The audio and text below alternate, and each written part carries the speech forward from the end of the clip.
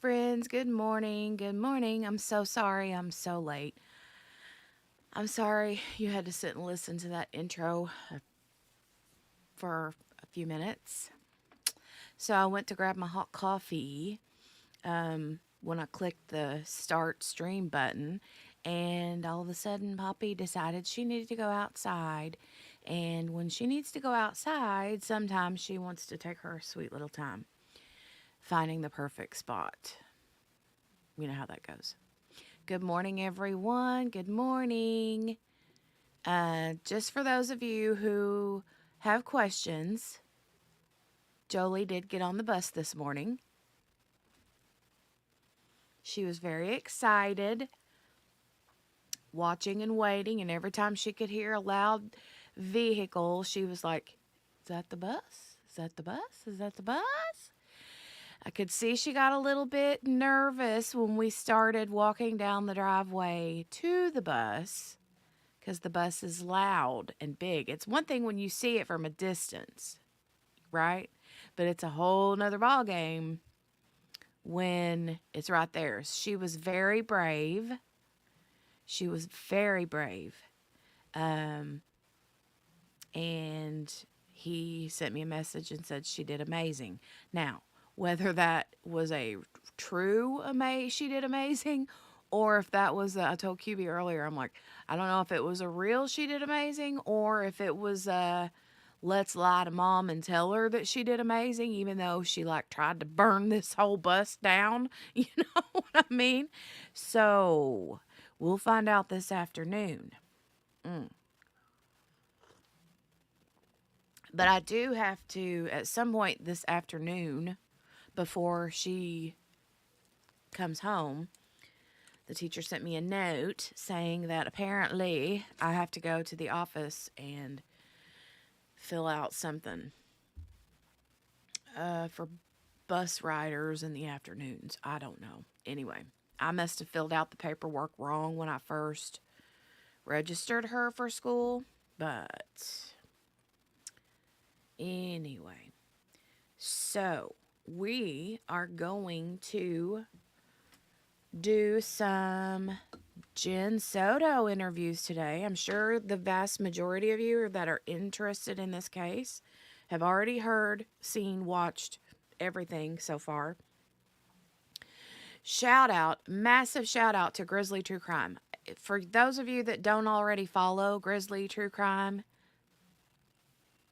I tagged her in the description box, and she's tagged in the title of the video. I hope I did it correctly. I'll have to double check that. But if you don't already follow her, which I'm sure you do if you're a true crime junkie, but if you don't, do it. She is amazing. I love her. But she submitted the FOIA request and got all of the deets on JENN Soto and everything regarding the Madeline Soto case. And so, I know that a lot of you guys, like I said, have already seen this or heard this, listened, but I wanted to watch it with you guys because I've watched bits and pieces of it, but I haven't listened to it all at once. So, let me say hey to everybody that's coming to the Crime Cafe today. Good morning, Sherry. Hello. Hi. How are you? Hey, Elizabeth. Hey, boo-boo. Why did I read that like a Yogi Bear? Is that how you meant it, Elizabeth? Hello. Hello. Spins, hey. Yeah, welcome back to the Crime Cafe. Leave your DNA all over that like button. Do all the other YouTubey things. Thank you. Thank you, Miss Spins. You go do your treadmill, ma'am. Go do your treadmill. You go do your thing. Do what you wanna do.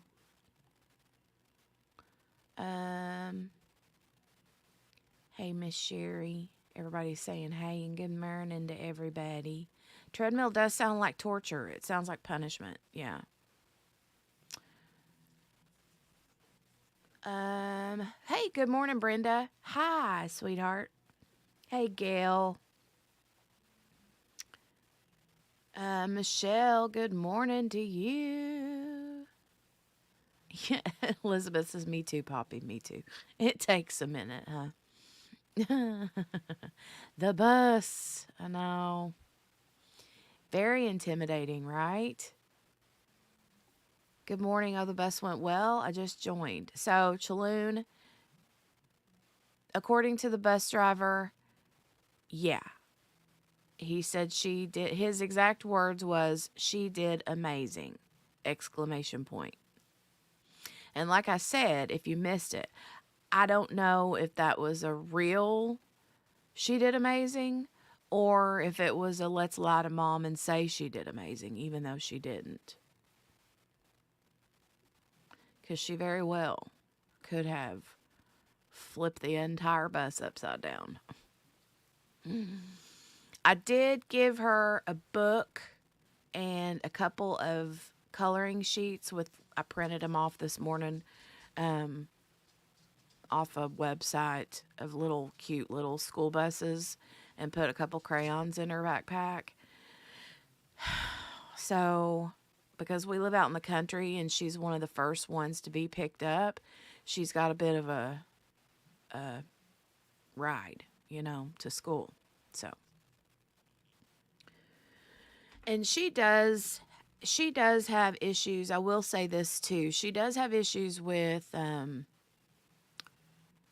I don't know if it's necessarily motion sickness, but the hills. Like when we go over hills, it kind of freaks her out a little bit. It always has. So it's different in a bus when you're like, so I'm really kind of wondering. But because of her age and her size, she was in the very front seat. And she was in he put her in one of the like car seat. No, it's not a car seat, but it's like a harness that's kind of like a car seat belt. So hopefully that helped her feel a little bit safer. I don't know. Okay. But I'm glad you're here, Chaloon. I'm glad you're here. Hi, ma'am. That is how you were saying it. Hey, boo-boo. Hey, Morgana. Hi. Probably a little of both, you'd think. Oh, I know, right, Chaloon. The bus driver, I know personally. He's a great guy. So that was my next question, how she got up on that seat. Glad she was buckled in. Yeah, I had to pick her up to get her on that first step. Like I had to lift her up and put her on that first step, and then she sort of like climbed up onto the, but I could tell by her face she was a little apprehensive. So, all right, you guys, we are, and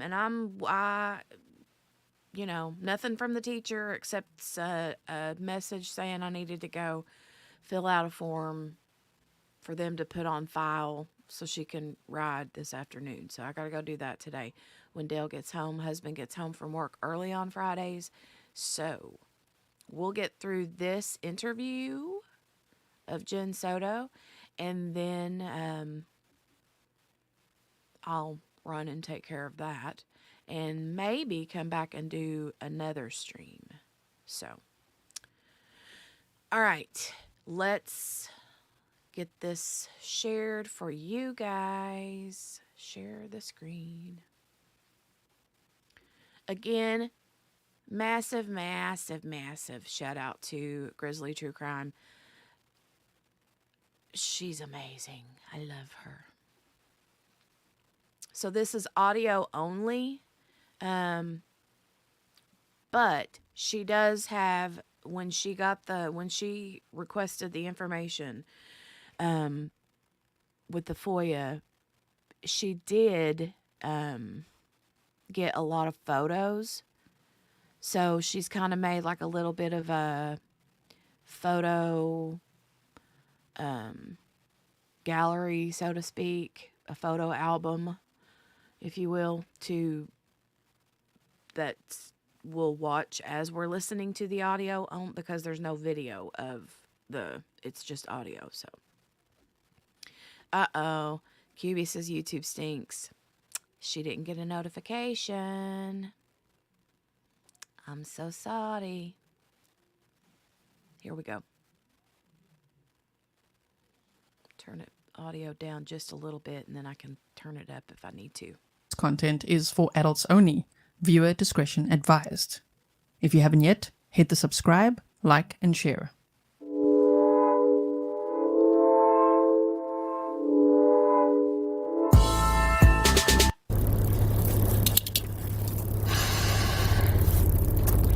Saw her, I'm gonna say Sunday night. Can you familiar with the dash series? Hold on. All right, here we go. All right.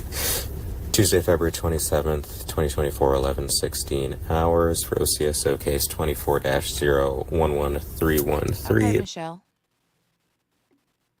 Can you state your full name? Jennifer Soto. All right, Jennifer. So I'm here to talk to you today. We're going to talk about, and you're familiar with kind of why we're talking right now, right? Yes. Okay. Can you tell me when is the last time you were with someone? Keep in mind whenever they have those little like muted spots, that is names, personal information, addresses, phone numbers, social security, any personal identifying information, or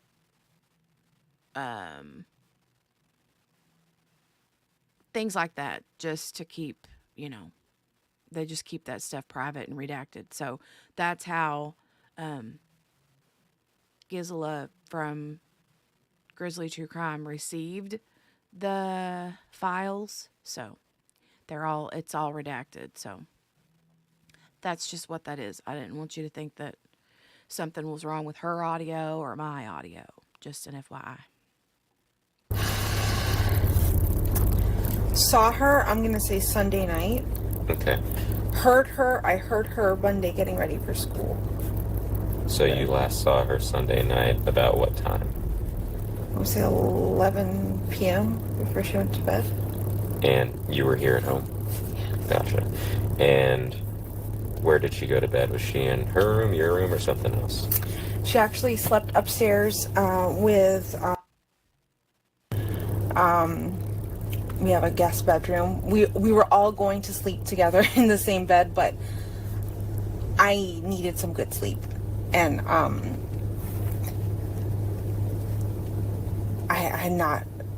I got a new job recently. I haven't been well rested. I needed some sleep. So I asked, hey, can you guys go to the guest bedroom upstairs? Mm-hmm. I knew he was going to get her ready. Sorry. Okay, so You needed some good sleep. So was it about 11 o'clock? Yeah. I sent them upstairs and I went to bed. Okay. And that was about 11? Yeah. And do you guys normally... Okay, you guys, if you haven't seen this, there's a number 4 sign, a little like a metal number, numeral 4 on the door.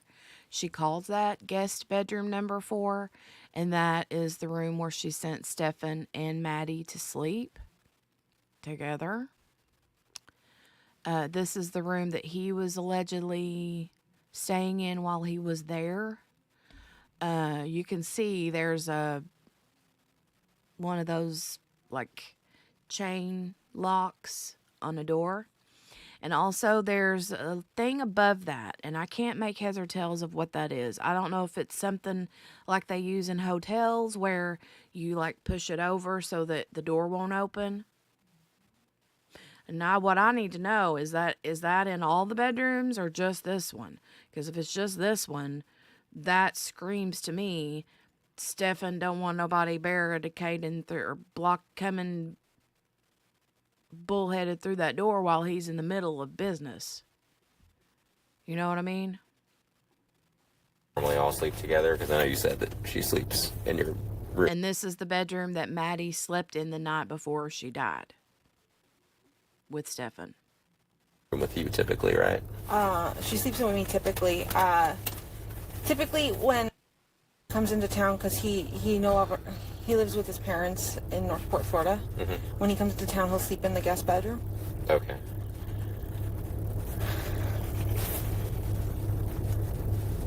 And Stefan is the one you're referring to, right? Yeah, Stephan Sterns. Stefan.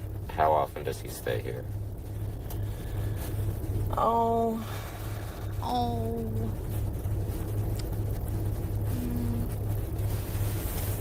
he moved away back in December, so I'm gonna say he's visited at least 2 to 3 times since then. Okay. Why did he move away? He was offered a better, well, his dad had offered him a job, but it fell through. Oh. So okay. now we're trying to get him back here. And he just visits. Yeah. When he visits, does he stay for like hours, days, weeks? I would say days. This time we had planned on him staying a whole week because I was going through training at work. So I wanted him to be here to help me with the dog, help me with the training. Okay, so this time he was planning to stay for a week. How long has he been here?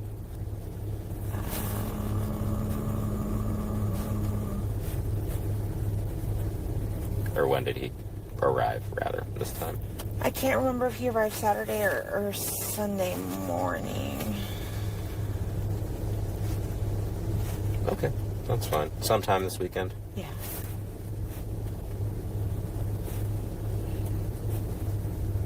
So that was last night around 11.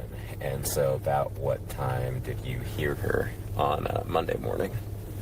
I heard Same, everyone getting Julian, ready same. around,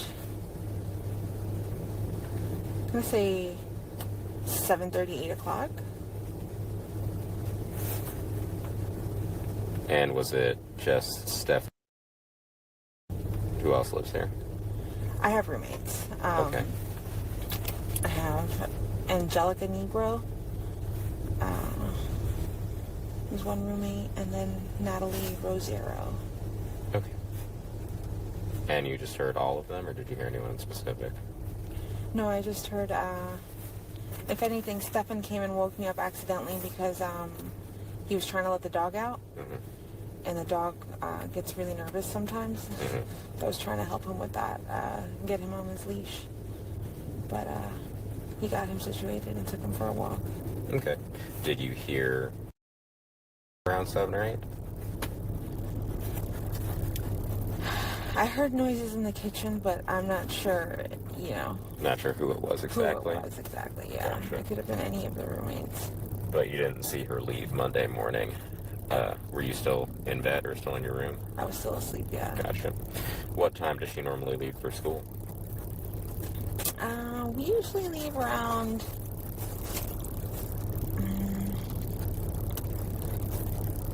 8:50 at the latest. Okay. This photo was of Maddie the night before her birthday, her What time did you have 13th to be to birthday, school the by? day before. 9:28 is when school starts. Gotcha. And so I think you had said the previous night, you and Stephan had agreed that he was going to get Yeah. and take her in the Yeah. morning? Okay. And they were going to stop at McDonald's and get breakfast, but she changed her mind last minute and did not want McDonald's. Okay. When'd you find that out? When did I find that out? When Stephan called me around 10:18 in the morning, I had stepped out to go get blood work done, and he had just let me know that he just got back home from running a few errands, and that I asked, did you guys ever just stop at McDonald's? And he said no, she changed her mind. He tried convincing her a few times, but she did not want McDonald's anymore. What time did you leave the house yesterday in the morning? Or what time did you step out, rather?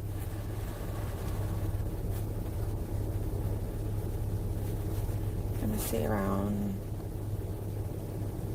9:30. Had Stephan returned at all? No. So you were there from, just so I have my times kind of right, so you woke up around 7 or 8. You saw Stephan, because you helped him with the dog, because he was letting the dog out, right? Yeah.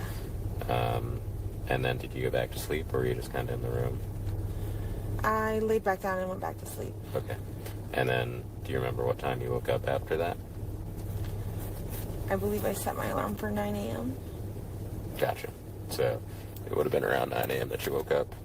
And in that time, you didn't see Stephan return at all? Okay. You left around 9:30, and then Stephan called you around 10 to say he got home? Yeah. Cool.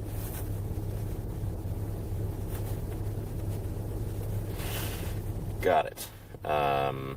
Okay. Did he say anything else aside from she didn't want to go to McDonald's? About her, no. About his morning, yes. He had tried going to the vape shop when it opened right after he dropped her off from school, and waited, but they never opened on time, so he came back, hung out a little bit, and he came home around 10, and then went back out eventually to the vape store to go get some vape stuff. So he left after 10. What time did you get back home for the day?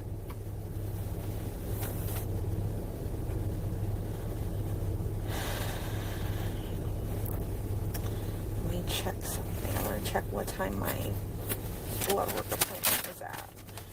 I'll give you more of an accurate time. Yeah.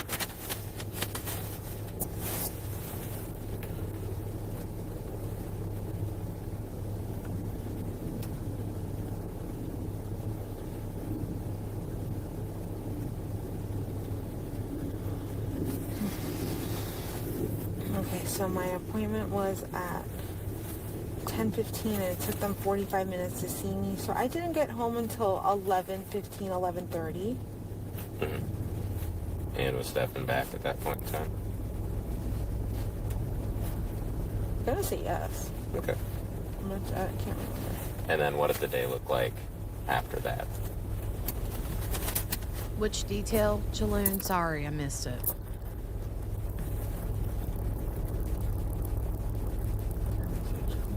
That's fine.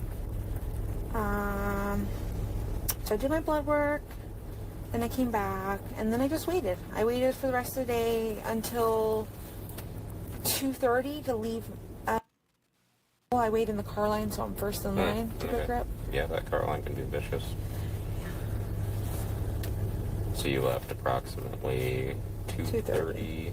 Yeah. Actually, and pickups around 4, right? Yeah. the McDonald's thing, there's some,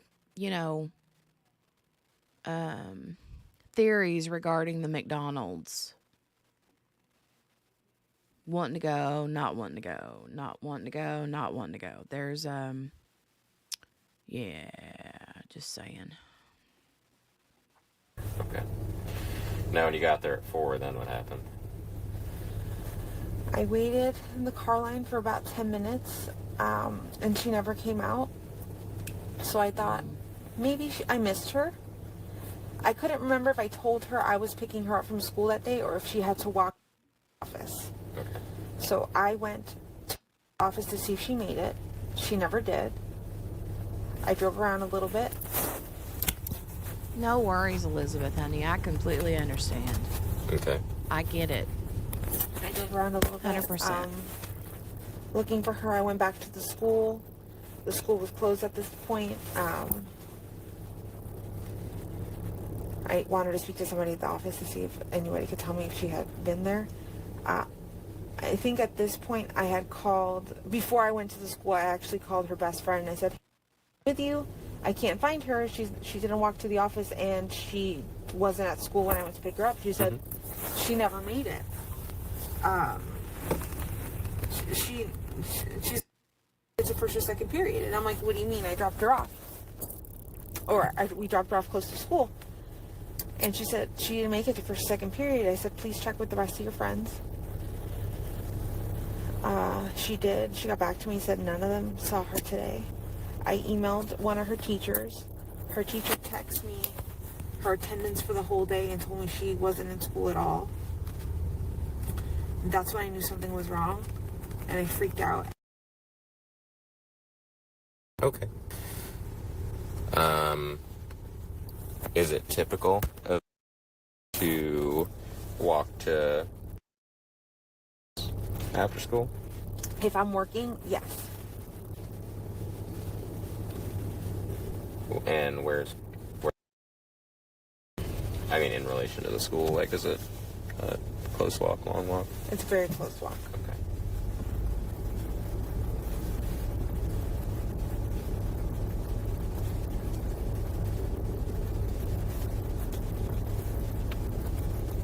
So typically in the morning, if, or I guess before Stephan moved, did he live with y'all? So it's typical of him to be able to get her ready in the mornings and drop her to school. Do y'all tend to split that responsibility, or what does that look like? Typically, I do it. Okay. This morning, because of my work schedule, because I've been so exhausted, I asked him to take over and do it, and he said he would. Okay. Has he done it before, though? Like, is he familiar with how to drop her off? And I'm gonna say he's done it once or twice before. I'm not too sure. okay. In the time since he's been back, well, not this time because he's only come back over the weekend, but in the other times, he's done it maybe once or twice. I'm gonna say yeah. Is there any reason that he drops her off, or he dropped her off a block away instead of dropping her off to the school? Because she asked. Because she is embarrassed of his car. Really? When did she express that? Multiple times when we've been like, okay, I think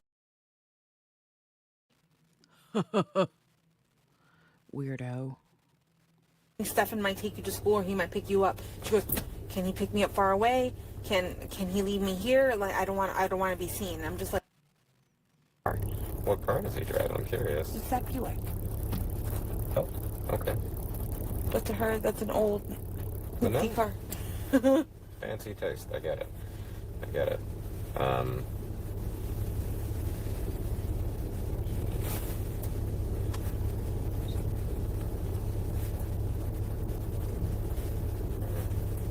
Yeah, QB, right.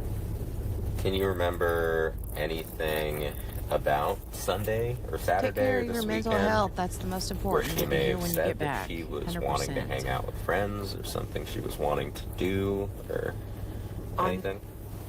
On Sunday, she actually had a party, and she had some friends come over. Mhm. So she hasn't expressed that she wanted. She actually got to spend time with friends and family. She had a great Sunday. Okay. She came back with a lot of presents. She was super happy. Okay. So, no arguments at home recently or anything? No, nothing like that.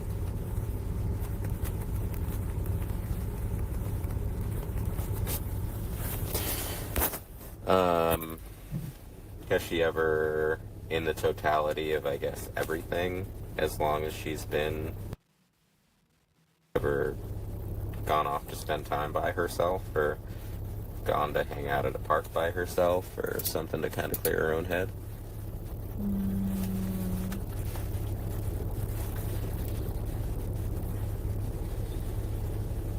So there's a lake right behind this building. Mm-hmm. She'll sometimes sit at the dock or by the lake, but I check on her often. Okay.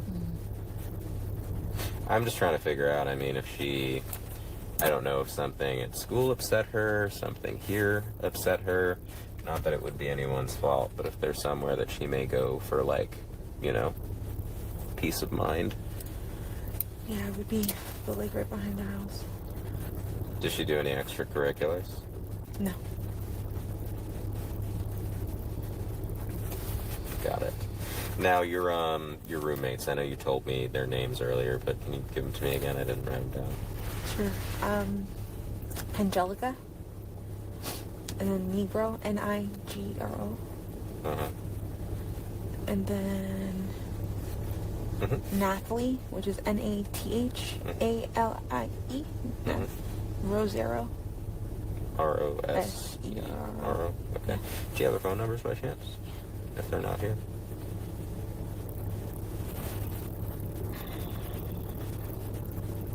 Are you okay? Do you have to use the bathroom? No, I'm just anxious. Oh, okay. I've got anxiety. Let me see. Where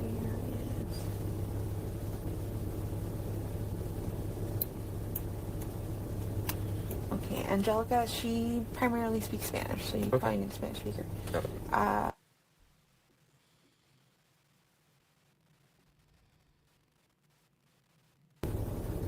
And then Nathalie.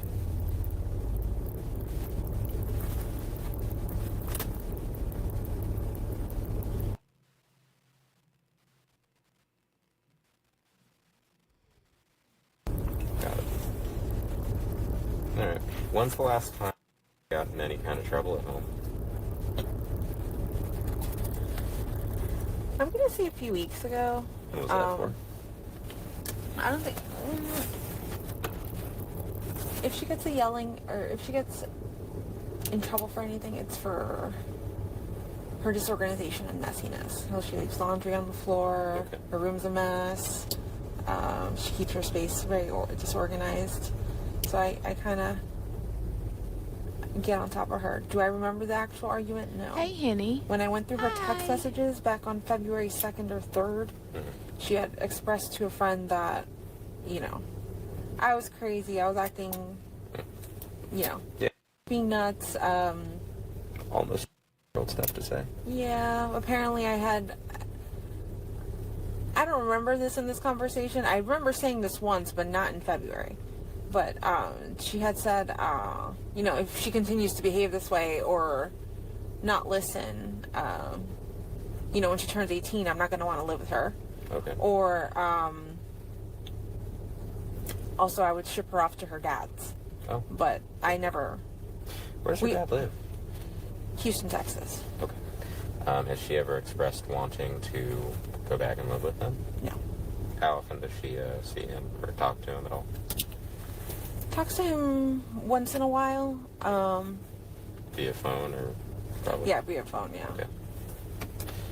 Text message or Instagram, they'll message each other.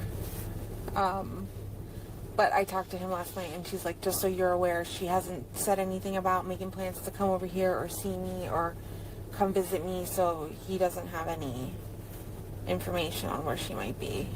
Okay. He's actually willing to come over here, too, if we need him to. Okay. But she's never made any plans, I guess, to go see him. No. What's her dad's name? Do you know his phone number?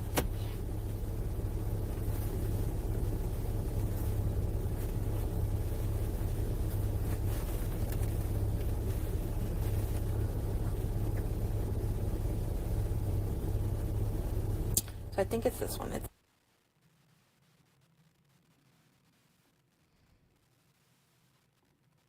And he lives in Texas. In Houston, yeah. How long has he lived? Or how long? Hey, Patricia. You're right. She does. He's lived. He was in the military. Way, either it's Kansas or. Oh, so he's never had any like custody or anything with her? Nothing. Okay. And has she ever? Hey, Miss King. Has she ever formed a relationship with him where they bonded and talked or anything that like she? I guess I would try to rule out the possibility that she would be trying to go to Texas and see him or meet up with him or. They're as close as they can be with how limited contact he does have with her. He texts her once in a blue, right? Not as consistent as I would like him to, but okay. I don't think she's making her move to go. Yeah. She's left her debit card here. All of her money's here. Her cell phone's here. Is it typical of her to leave her cell phone? Does she normally have it? She's got ADHD. She's very forgetful. This happens often. Oh, so she frequently forgets her things? Yeah. Okay.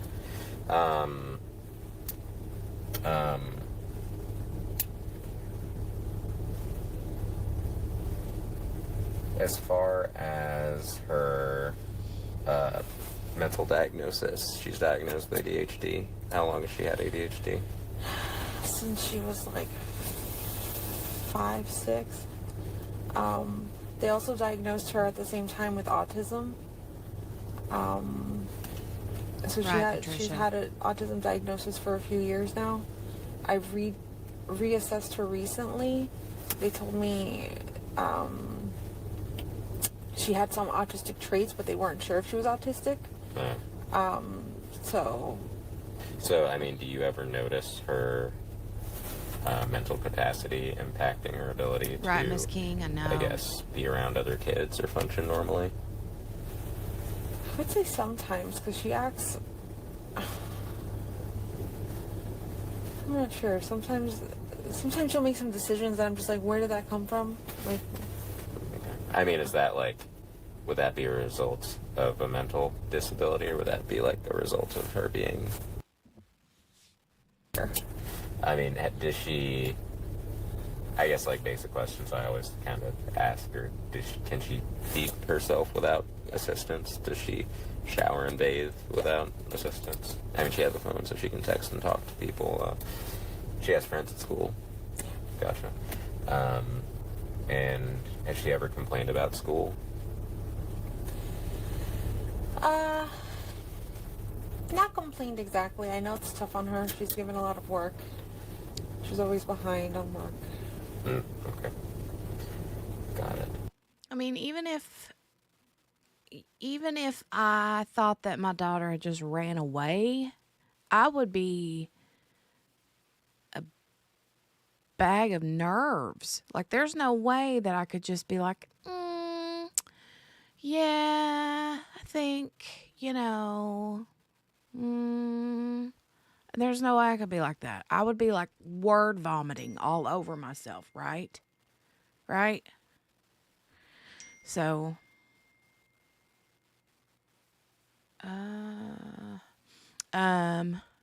QB's like shooting stuff to me. Hold on, QB. I'll get back with you momentarily, ma'am.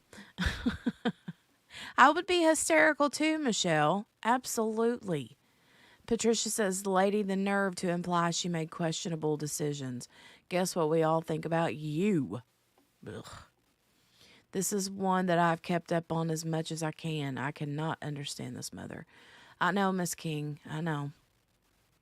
Good morning, Shellbell. Hey.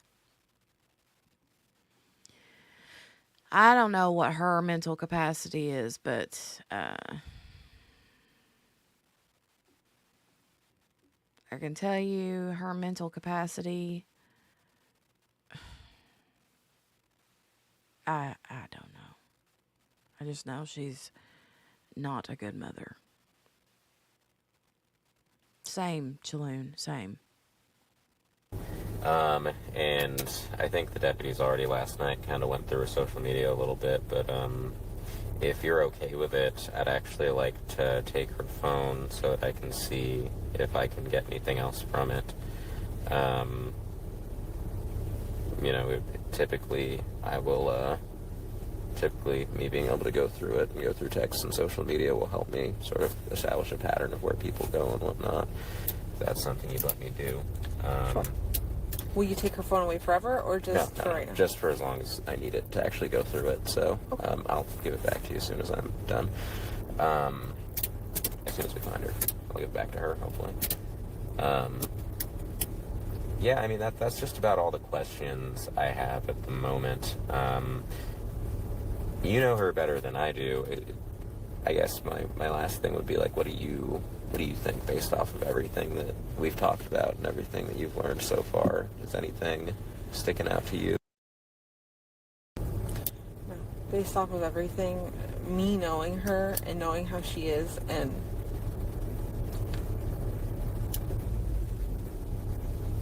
how tight-knit we are, like, I don't think she would run away. Mm-hmm. I feel like she was taken, like, on that short walk from where she was dropped off to the school. It was early in the morning. I'm not sure how many cars were around. Mm-hmm. I think she was dropped off somewhere between 8:30 and 8:45 in the morning, which is earlier than we normally take her. Mm-hmm. I not sure. Okay. I want to say, from what I understood, Orange County got footage of someone by the church in a description of what she was wearing early that morning, just hanging out in the parking lot, and then she got up and left. Yeah, so the video, they wrote it here, but there was a video of essentially what looks like her at around 8:45, just about that time, walking into that church parking lot that's right near where she got dropped off by Stephan. And it looks like she sits there for about 15 minutes or so and then walks away. So I'm wondering if it's typical for her to wait at that parking lot too for my stepdad to pick her up from school, so it's not abnormal for her to hang out there. In that parking lot? Yeah. Okay. Can you think of any reason why she might have chosen yesterday morning to wait there? I mean, obviously, your stepdad's not picking Yeah, he her up wasn't in the picking her morning, up. but I wonder if she knew, like, if she had an idea she was super early, so she was just trying to kill time a little bit. But I don't know why she didn't go directly to the school. Like, yeah. she should have. Okay. I know when Stephan dropped her off, he said that he saw her rummaging through her phone as he drove away, like deeply looking into not her phone, Her sorry, backpack. her backpack. Yeah. I'm assuming she was looking for her phone and realized she didn't have it with her at that time. Got it. But Okay. Does she have any kind of boyfriend or significant other at school that she's ever talked about or expressed? no boyfriend. She did recently tell Stephan that she had a crush on a boy. Oh, okay. And we saw messages between them, and nothing seemed weird. But you can Okay. look through that as well. His Thank name you. is. I assume another middle school boy. Yeah. Okay. Got it. All right. Well, that is all the questions I have for you right now. I'm going to go ahead and end this, and I'll just get one more quick thing from you. 11:44 hours. I don't know how he stays so calm either. Yeah, they're right out there. They just wanted to ask him a couple things, but I figured I'd just ask you this at the same time for the sake of time. Do you recognize this vehicle at all? I wanted to see if I could... So I know it's pretty grainy. It's this one right here. That one's tough, but... So, Chaloon, I mean, that's possible. I mean, really, it's possible, but I kind of feel like she just turned 13, and I think that she finally got brave enough to be like, no, I'm done with this. And maybe, like, denied him, and he didn't like that. I don't know.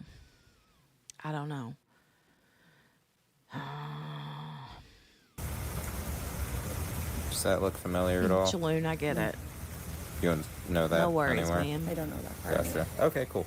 Yeah, so this You is comment away. It's hard to show you on my phone because the quality of the video just kind of gets worse when I've downloaded it from the church's computer, and the quality just gets kind of worse.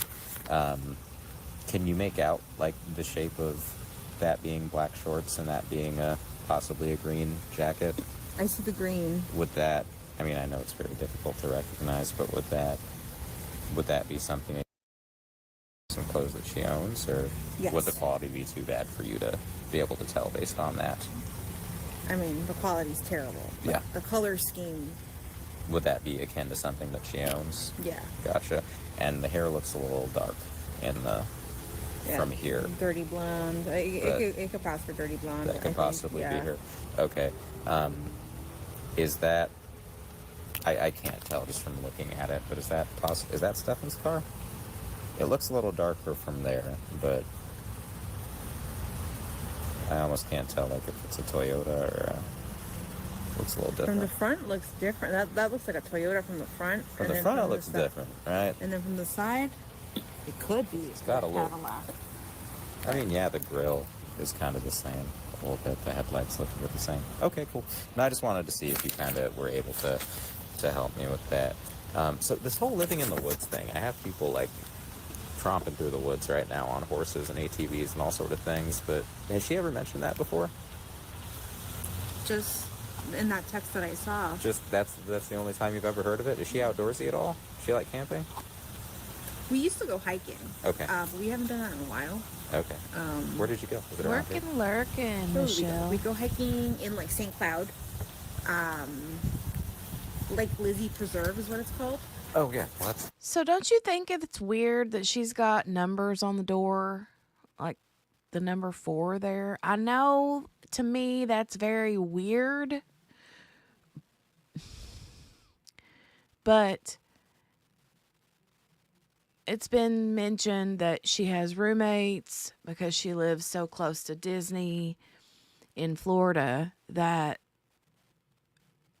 sometimes maybe she does like Airbnb where she'll like let people stay for days or weeks. But she's got these roommates that she was talking about. Seems like they've been there for a while. So, like,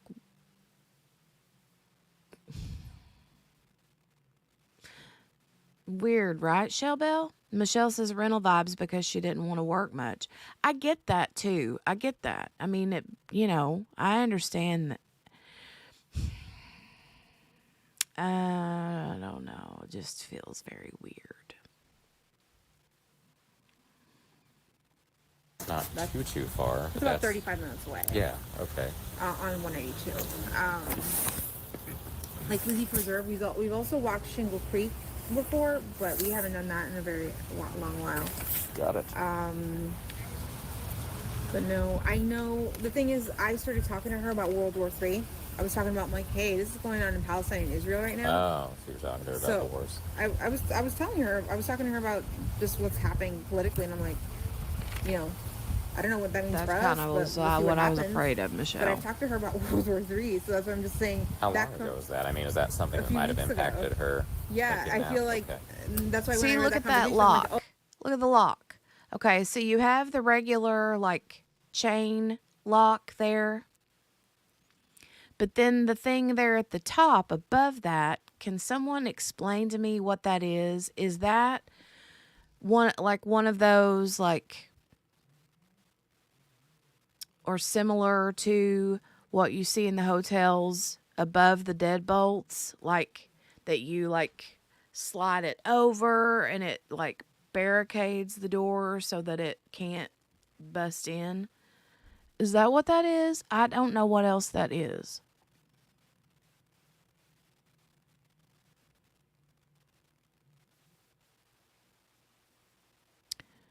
I don't know what else that is. Brothel vibes. Ugh. That's a lock so that the door cannot open even ajar. Okay. Oh, wait. Michelle said we had one and it sets off an alarm if the door opens. Really?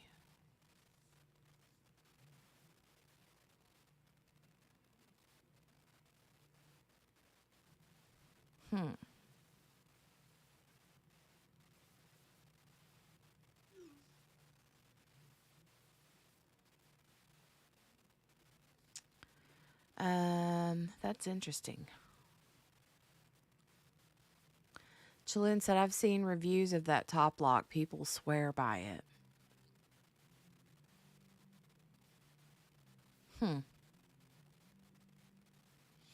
And see, I just want to know, do the other bedroom doors have that? Or is that the only bedroom door that has that? oh, that's directly related to me talking to her about what's happening in Israel, Palestine, and the potential World War III that might happen from that. Okay. And that's why she said she wanted to go live in the woods. Okay. Got it. All right. No, just wanted to figure out where that might have come from. Maybe help me see if she just wanted to be in the outdoors. Definitely, the World War III conversation, that's definitely me. Okay. That was me. It's fine. I mean, it's fine. So one thing that I think I may have misheard you say earlier, but I want to make sure that I have it absolutely clear, is Okay, Shelville says I have that top lock on my front door so that my mother-in-law with dementia can't go out at night. Okay, so can you explain to me how that works, Shell? And um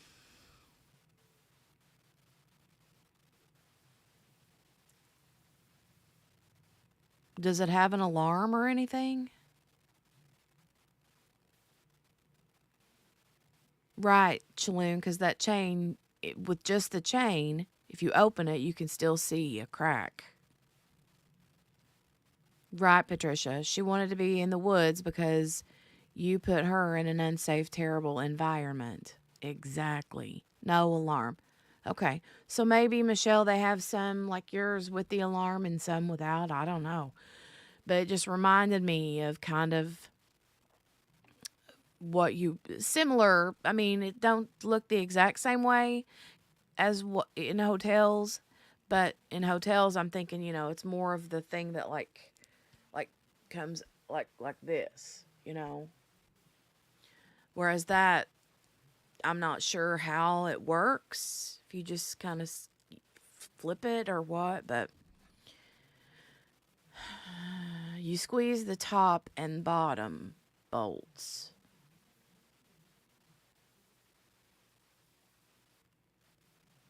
Okay. I'm gonna have to look into that.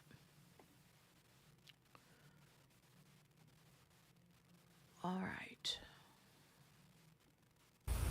On Sunday night, y'all went to bed around 11, and the reason that you sent her upstairs with Stephan was because you had work in the morning, was it? Or you just started a new job? I just started a new job and I haven't been sleeping well. Oh. I take psychiatric meds every night for my okay. bipolar disorder, and Yeah. if I don't take them the right way, eat, and go to sleep on time, They don't work. they don't work. Gotcha. So I was just like, hey, I really need these meds because I forgot them the night before. I forgot them, I think, Saturday night. So Sunday I was not myself. So I asked, I'm like, hey, I need to be medicated. I need to sleep. Can you take care of the morning duties so I can go and Okay. sleep? Gotcha. All right. No, I just wanted to make sure I understood you right, because I was like, did you have work in the morning? Or I didn't write that down, and I wanted to make sure I heard you okay. Are there any cameras in the neighborhood that you know of? Does anyone have any ring cameras? Do you have any security cameras out front? I'm gonna say there are cameras in the front. There are cameras in the back gate as well. Okay. I know one neighbor around here has a ring camera, but I didn't want anything like that. Okay. Hey Jay, how are you? And if you don't mind, just try to keep people out of because I have a canine that's coming. If you don't mind, they're gonna try to run another track from the church and from here. Okay. To see if we can maybe just try it again. Last night it didn't work out because the dog lost interest and they weren't able to continue. But I figured, it's worth another try. The dogs are pretty good, so just try to keep them out of her room. We're probably gonna use does she have dirty laundry or like a hamper? Her most recent dirty laundry is on my bathroom floor, and we've walked around it. We haven't touched it. Okay, just keep people off of it. Yeah. Just That's cute, just, Shell Bell. And as much as you can, try to avoid crowding the front door for the Wow, dog. 800 Yeah. So they pounds? know where to go from. Okay. Just let me know when they're coming. Yeah, I'm gonna get. They're gonna call me when they're on the way. But just as much as you can, try to keep the scent pretty fresh. There you go. Cool. All right. And another thing, Okay. Ace Mining door reinforcement lock. Let me go look that up real quick. Ace Mining.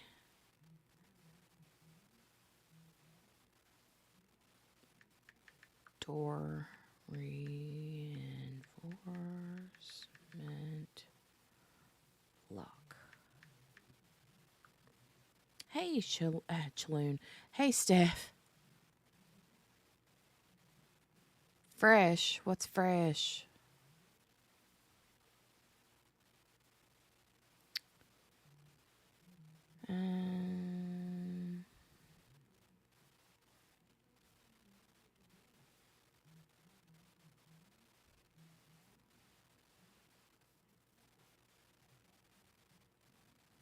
Oh, okay. I see how they work. I see. So you like push it, squeeze it, and then pull it around. Okay, very cool.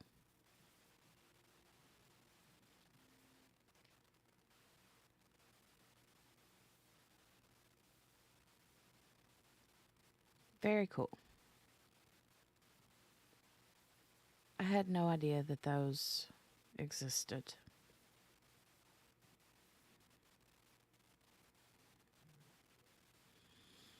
All right. Thank you for telling me what that was, Julian, so I can locate it.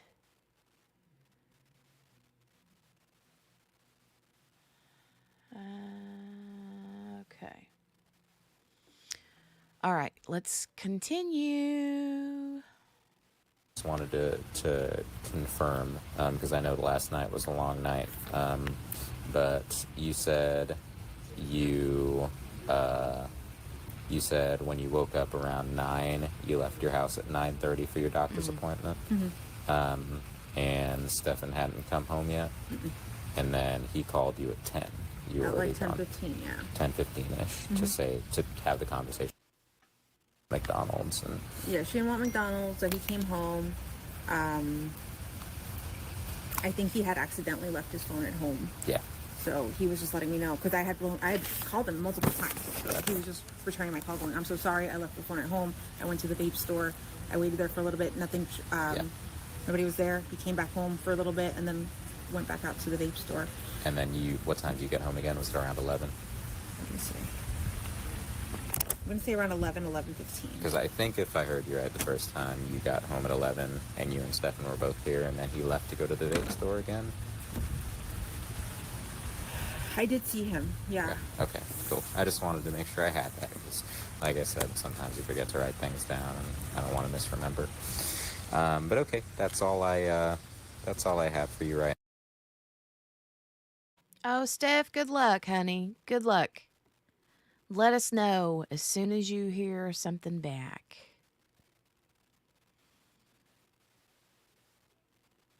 Let us know. Good luck, good luck. now. We're still looking. I mean, that's unfortunately the best update I can give you. Is we're all out and we're everywhere, asking people and looking. And I know your family's also doing the same. Do you know what those things are? Like, I don't know what this stuff is. Does anybody know what any of this stuff on his on this desk is?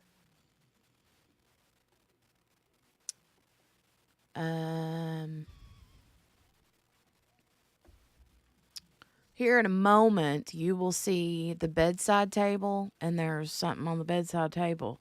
I didn't know what it was, and now I do know what it is, and it's disgusting. So, but these boxes, like, I don't know what that stuff is. It says vault on it right there. There's several boxes like that, and I don't know what they are. But So, if you get anything new like that thing you sent me just a little bit ago that I can look into, just keep on sending them to me, okay? Yeah. Were any of those helpful about the vehicles? There's something for me to look into, to look for license plate readers and stuff. As of right now, I haven't been able to find anything else or confirm it, but I mean, it's still helpful for me to, in case something else comes across in the future. So, just, yeah, if you receive anything else, let me know. But I mean, do know that obviously, just like that kid pranked you earlier, because it's so public, you're gonna have kids doing that. So, don't be too scared by it if someone does that again. Okay. All right. Thank you. Yeah, I'll let you know when they get here. Detective on OCSO case 24-0011313. Transportation of Jennifer Soto to Central Operations. so this is a separate view. See, there's more of them. There's a blue one, a purple one, a red one, a black one. It says something deck box. Oh, wait a minute. Wait. I wonder, because he says in his interview, Stephan Sterns says something in his interview. Yeah, Steph, there you go. Because I remember in his audio interview, he said that he has some kind of collectible cards. He said they're similar to like Pokemon cards, but it's not Pokemon cards, it's something else.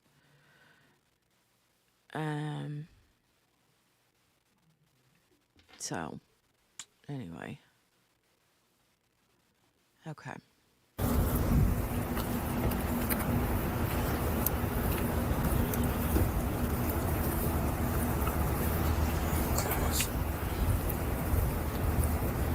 Jen, will he sit in the back seat okay, Mike?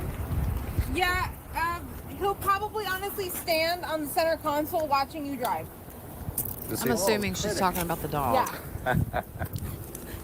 Backseat driver becomes console driver. Okay. Are you the Nissan over there? Yeah. Oh, cool. I'm right next to you. That's you right there? Yeah, that's that piece of junk. Okay, one day you'll get a really nice upgrade. Hey.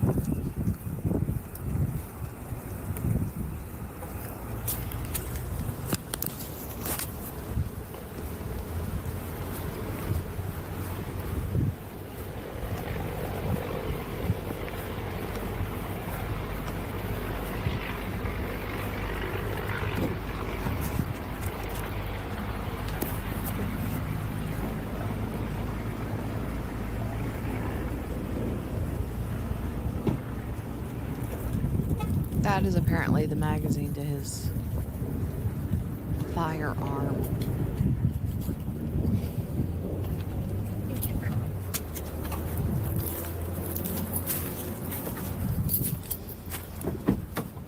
All right, it's gonna be a little cramped for about probably 30 minutes or so.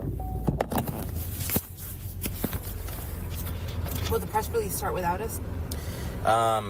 We'll probably get there in time.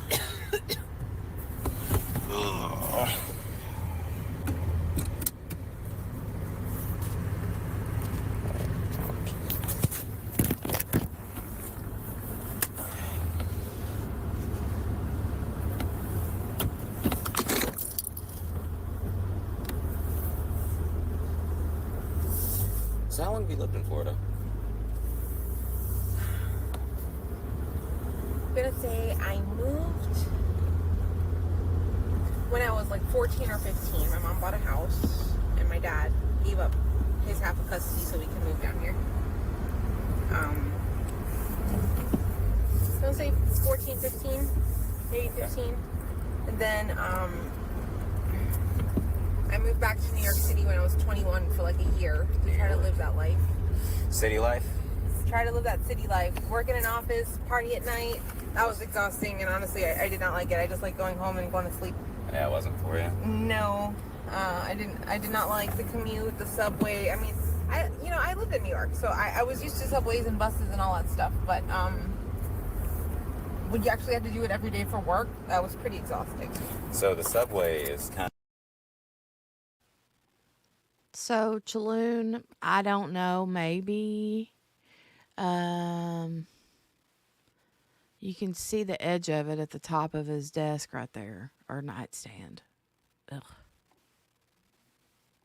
Kind of my pet peeve. I can't stand the idea of being, a foot away from someone that I don't know, for an extended period of time. Because I didn't realize just how crowded they were until I took one for the first time. And it's like person standing in front of you, person standing behind you. And you're all sharing the same pole, so like dirty hands. Oh yeah, there's one person. It's just like stacking hands. So I've never been a fan. Never been a fan at all. Did you guys get any sleep last night? I think I went to bed around 3:30, 4 o'clock, and then I woke up around 8 or 9. So I slept a few hours, but Good. snoozed a little bit while we were waiting for you. Mm-hmm. Yeah, no, we I'm sorry to make you wait so long. I really was on the way out here. And No, then, it's okay. like If I you guys said- had leads, I don't give a shit. Like, I don't care as long as you guys are doing what you guys gotta be doing. Like, and it seems like you are. So. Hey, Ween baby. Yeah, no, we didn't. I went home for a couple hours just because I had to sleep, but came back out. So, Chaloon, I'm going to be honest here. When I first saw this picture and was listening to the interview, when it popped up on the screen when I first watched it over at Grizzly, I was like, I didn't know what it was. And then I heard her say something and then was reading the chat and I thought it was a speaker. I thought it was like a Bluetooth speaker or something. But that's how naive and innocent I am. I had no idea what it was. I didn't even know those things existed. But anyway. Right, Michelle. I'll let Steph be the bearer of bad news if she's still listening, or somebody else can say, because I don't. Anyway, let's continue.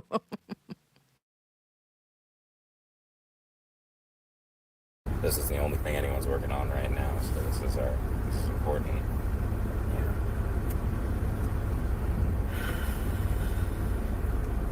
Just keep. My anxiety keeps my brain circling, just wondering, where is she? Is she okay? I hope she's fine. Like, I just want my baby back. I just want her back. It's natural. I mean, that's just about the only rational way to be. Right? Yeah.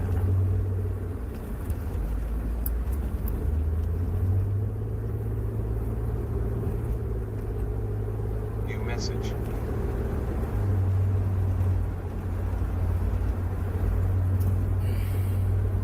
So you've been getting bombarded by the news media and reporters. How are they getting your number? I think Yeah, just my laying out family like and my that, Ween friends. baby. So, Also, I haven't seen them in these photos, so I don't know. The pink thing that's on the edge right there next to Jennifer Soto's head it's laying on a black t-shirt or something. Yeah, it's like rose gold colored. Yeah. So,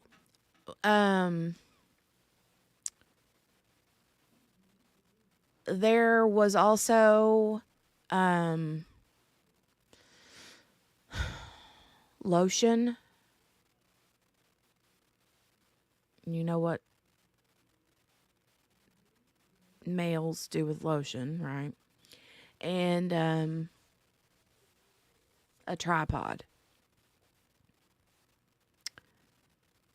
But those were not, I didn't see those in the images, so I don't know if they had already, right, Michelle? I don't know if they had already, put those into evidence and taken photos of them and they just weren't included with this batch of photos. I don't know. I know, Ween Baby. She says, I don't care about stuff like that, but just laying around, I'm like, ugh. Yeah. And the sad thing is Maddie's sleeps in that room off and on. And had slept in that room the night before, that night. And it's things like that. You can't tell me Jenn Soto did not know that Stephan has a tripod and lotion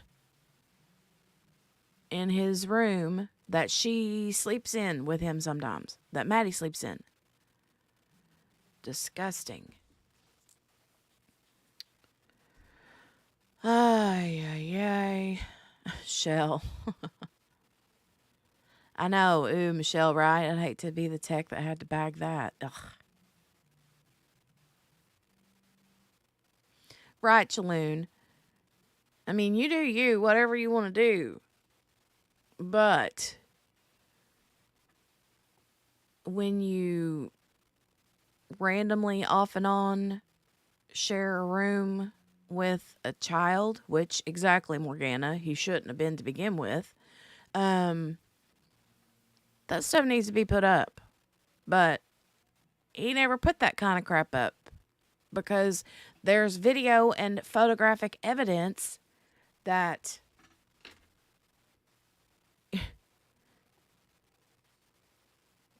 Maddie was assaulted over and over and over and over and over. So, exactly. Shouldn't even be in the house. I know. Oh, I think my husband's home. Hold on a minute, guys.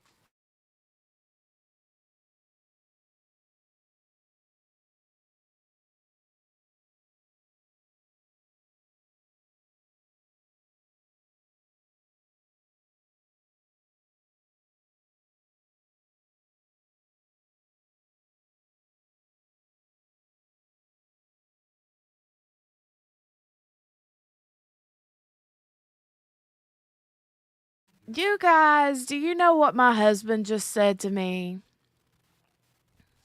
Come here. What? You want to tell them? No. Do you want to explain to them what you just said to me, though? I said I seen your box on the porch. Did you guys hear him? He said he saw my box on the front porch. The poo in a box. I haven't brought it in the house. It was on my porch yesterday. When I went to get kid from school, it was there, and I was like, no, I don't want it. I'm going to leave it out there and just ignore that box. All right. Okay. Hold on a second. I have to give him a quiche, and I will be right back.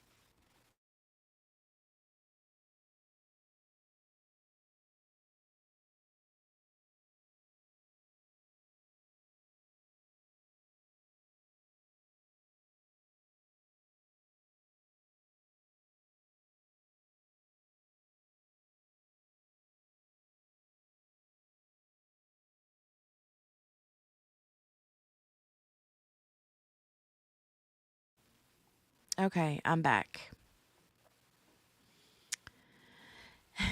Yeah, I'm ignoring the box.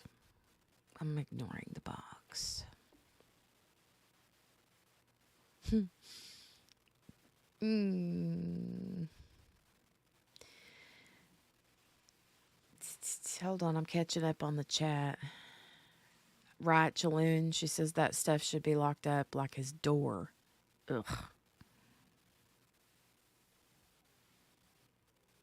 Wouldn't she have seen that when she cleaned? You would think, but she probably didn't clean. To be honest, she looks like she would let her man do anything as long as he doesn't leave her. That's kind of one thing. But see, the thing is they were broken up at this point. They had broken up, and she said early in the police interview that we listened to a while ago that he had visited, he was living in Northport with his parents, and he had visited, this is in February the 27th is when this interview is. But that he had visited 2 or 3 times since December. But oh, I got you, Chaloon. Yeah.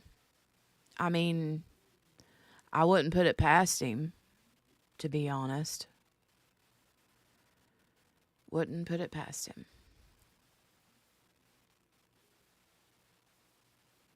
Yeah, there's no poo in it yet, Michelle. I just can't make myself bring the daggone box in the house.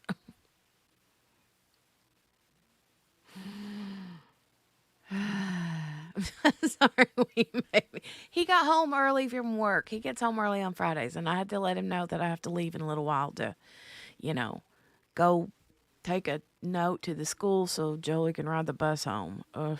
Anyway. That box. Yeah. Steph, I thought about that when I said it. Don't let him be telling people you got your box all out on the front porch.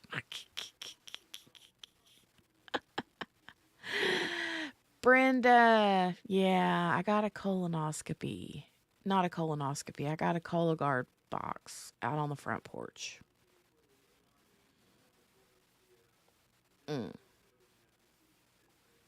Everyone send Jenny paper plates. Trust me. I'm going to make you come on one day, Elizabeth, and tell that story. That's twice now you brought it up. One of these days, I'm going to send you the link and I'm going to say, come on down to The Price is Right, Elizabeth, and tell that story. The LabCorp box. Yeah.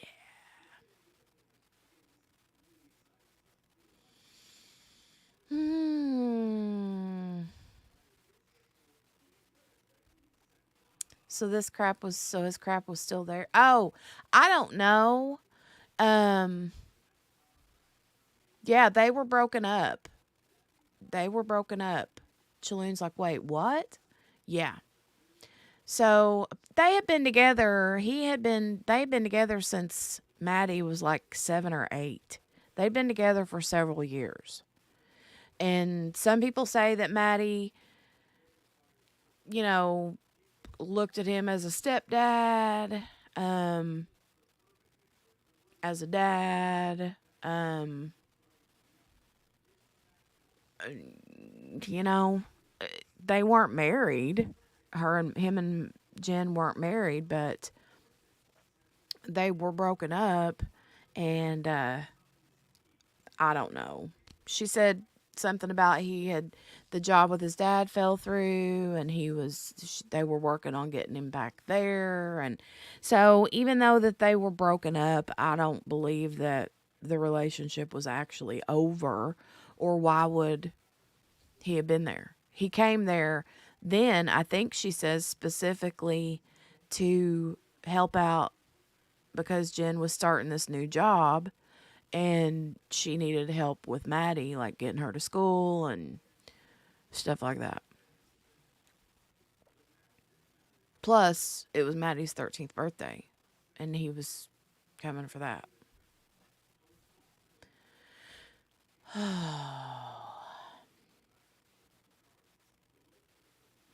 It's clean now. The poor mailman is the one that has to be grossed out. Yeah, and it's not necessarily that I'm grossed out by it. It's just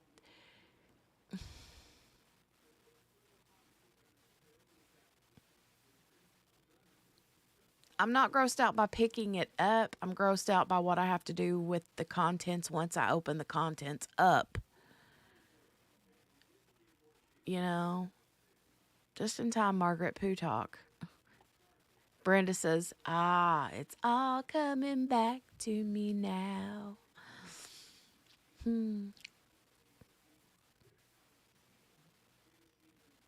Just pretend it's Poppy's poo. Ew, I know, Chaloon. I thought the same thing. And the neighbor, her roommates, if you saw earlier, the roommates their bedrooms are right there too. So I don't know how they didn't hear anything.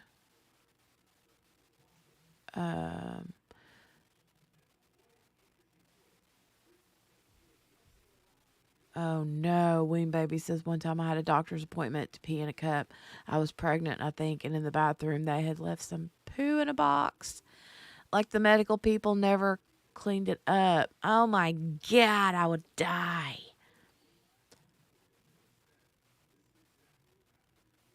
Mm-mm-mm.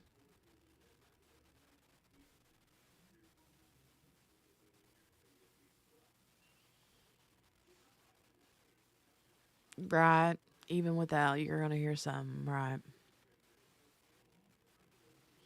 Probably passes out earplugs with rental contracts. Oh, God.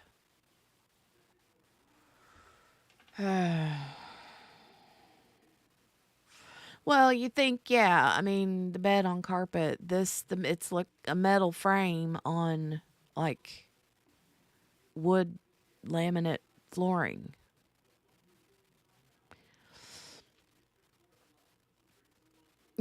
Morgana said I had to help John when he did his. I got rubber gloves on and a clothespin for my nose. I didn't have to help Dale when he did his. He just did it. And I didn't even know he did it until he came back out with the, box taped up and ready to send back. Okay, let's go. I'm getting off track. I'm going to 1.25 it and see if we can tolerate that. If not, then I'll bring it back down to normal speed. On the first day, my family and friends made like flyers and put my phone number on it. Okay. That's And probably then also they all reached out to the news media to try to get the attention. And I don't know if they gave them my number or what, but probably. Or I mean, they probably just looked it up online. It's surprisingly easy sometimes. yeah, I'm like, Sorry about that noise. I haven't directly contacted any news station. I don't think.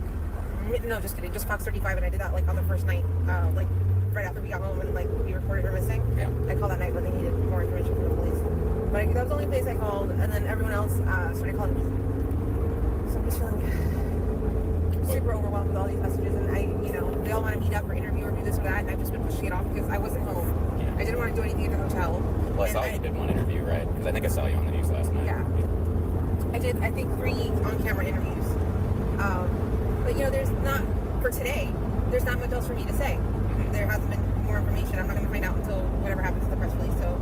Well, I think I spoke with Stephanie's ex, and Stephanie had expressed to me earlier just that she was feeling, I guess, helpless. Like y'all have done so much. Your whole family has been so like active and looking for her and making flyers, making phone calls, and drawing this attention. But at a certain point, it's like you've done everything that you can do, and it's natural to just kind of feel like, that you have to depend on now us to kind of do our thing, Yeah.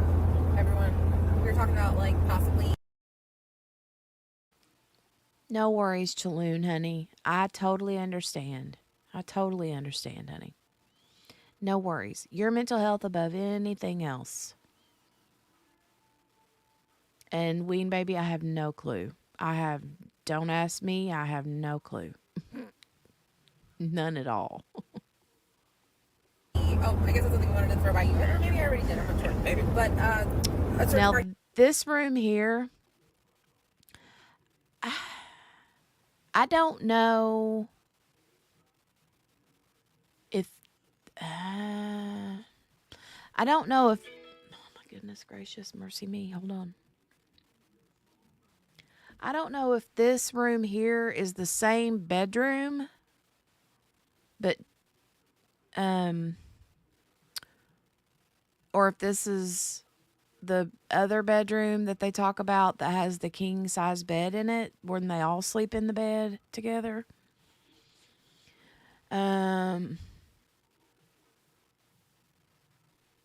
don't know.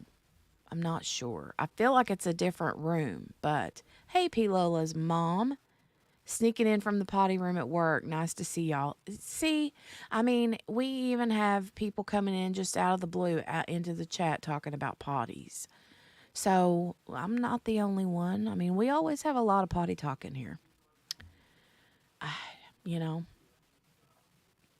No, it's a big container like a pea cup. Okay.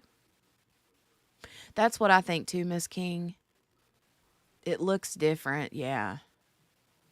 The room too looks bigger.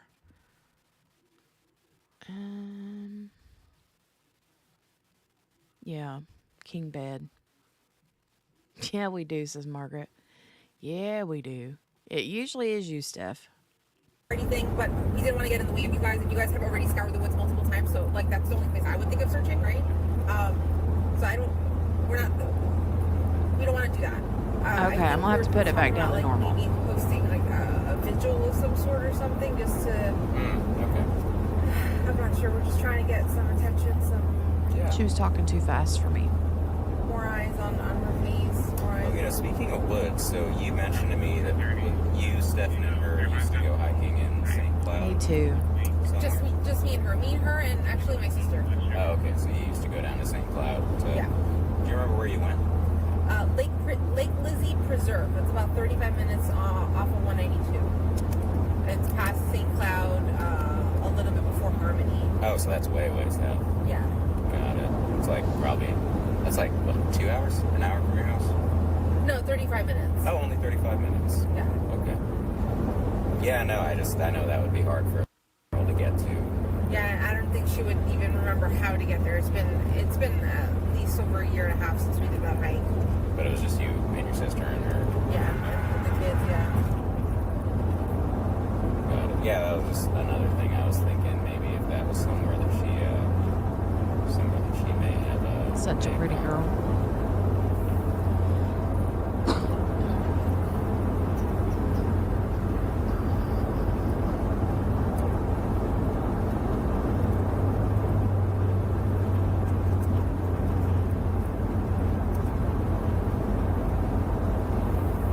Let me call my sister, actually, if that's okay. Yeah, go ahead.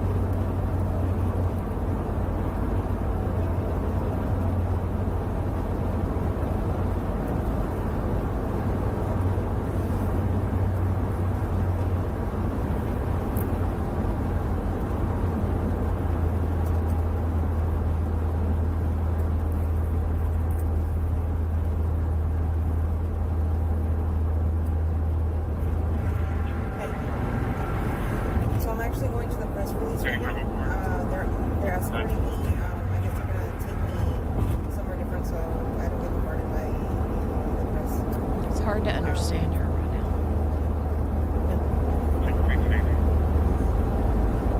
So I'll find out whatever's happening. What's happening. She's like mumbling. County, Desto 8311. Desto 8311.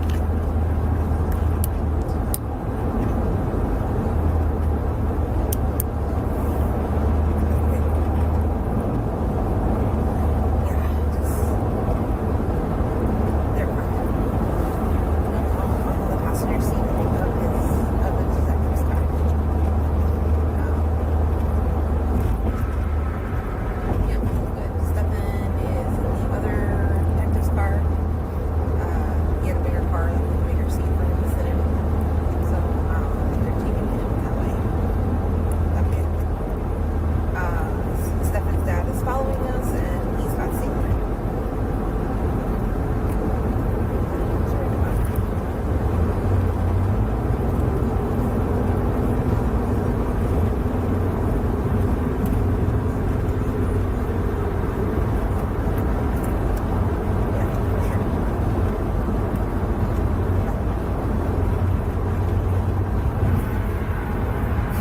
How's the rest of the family holding up?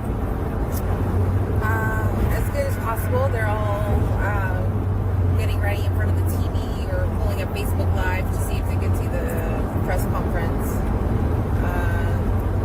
They just thought that I would find out what's happening first before the press would, but I guess I'm finding out at the same time as everyone else. Yeah, I mean, I've told you everything. I've told you basically everything I know.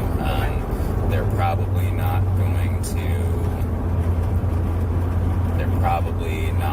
to disclose. In my experience at press conferences, they don't disclose nearly as much as people think they will. This is the same thing I told Stephanie earlier. It's just kind of the nature of our job. It's the nature of the resources we use. We can't That's a reveal fact, too. some of our methods just because that can be used later by bad people, right? Yeah. To exploit that. So, I don't know what they're going to release. I'm not the one doing it. They may ask specific questions that warrant different responses. Information that maybe I don't know. But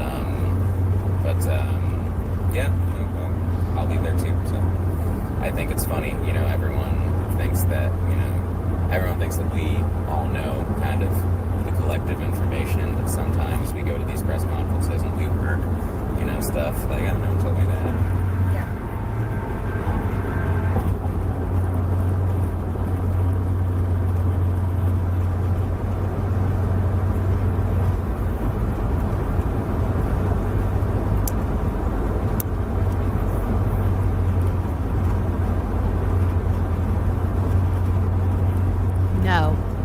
No, not yet, P. Lola.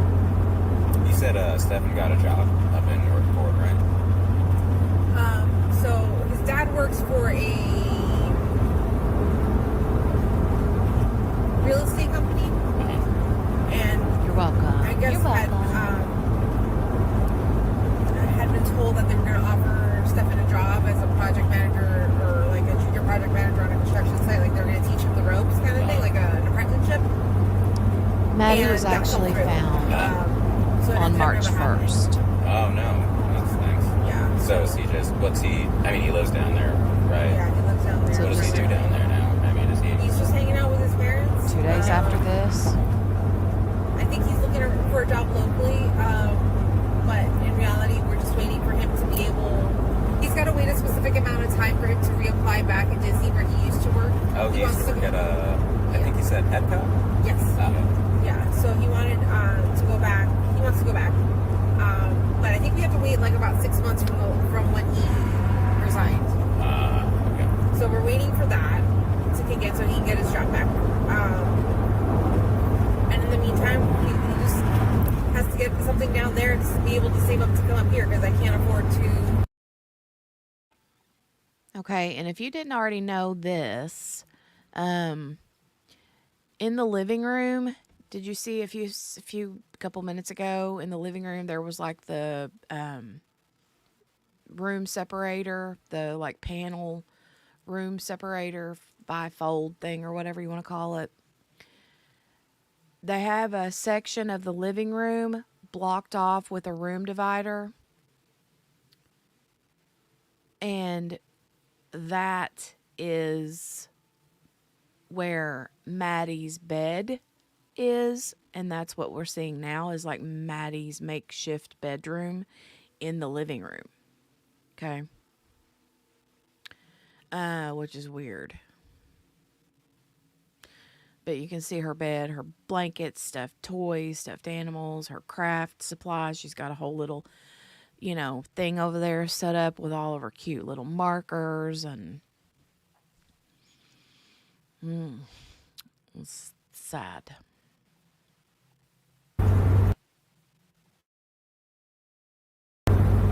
I'm disabled. I work part-time. Like, I don't make that much money. Yeah. I didn't know his dad was an Orange County deputy at one point. Yeah, back He in the worked day. for us way back when. Yeah, he's a nice guy. How were his parents doing? Hey, Stephan mentioned Kayleen, I that they didn't see might you be- pop in. He said something about they were sick a little while ago, or they were ill, or they weren't doing so well at one point. I don't know if I may have misheard. I don't know if they were not doing well with illness. I know they were struggling financially. Okay. So they might not been doing well that way. I may have misheard. I thought he said something about them being elderly and not as active and needing his help, kind of thing. That's true. That they're very old. His mom is super old and very ill. She's very, no offense to her, she's a very heavy woman and like her health is just not the best. She's had so. I mean, just look at this room. It's a 13-year-old girl. Basically 12, because she literally just turned 13 when this happened. A 12-year-old. And look at that bedroom, or makeshift bedroom. I mean, look at all the little girly, kitty, preteen, cutesy things. And to know what she went through makes me nauseous. Sick at my stomach. Many surgeries and like had complications from her surgery. She's very like mentally, she's not like where she used to be. She gets very lost. She gets very confused sometimes, and it's just like, I didn't know if he like had moved down there to help them, or kind of keep them comfortable, or if they were, he had mentioned them briefly, and so it was cool getting to meet him because he talks very highly of his dad. yeah, so that's a really nice guy. They've always treated me like family, and like when I met them, I kind of had a strained relationship with my family, so they like took us in. They loved on us. Yeah, they are. They really are. It sounds like their family is.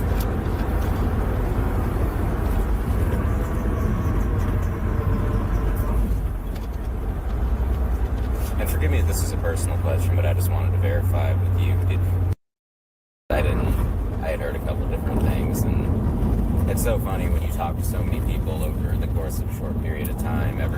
You see how everyone kind of sees things a little bit differently sometimes. And so that was just one thing I thought I'd clarify with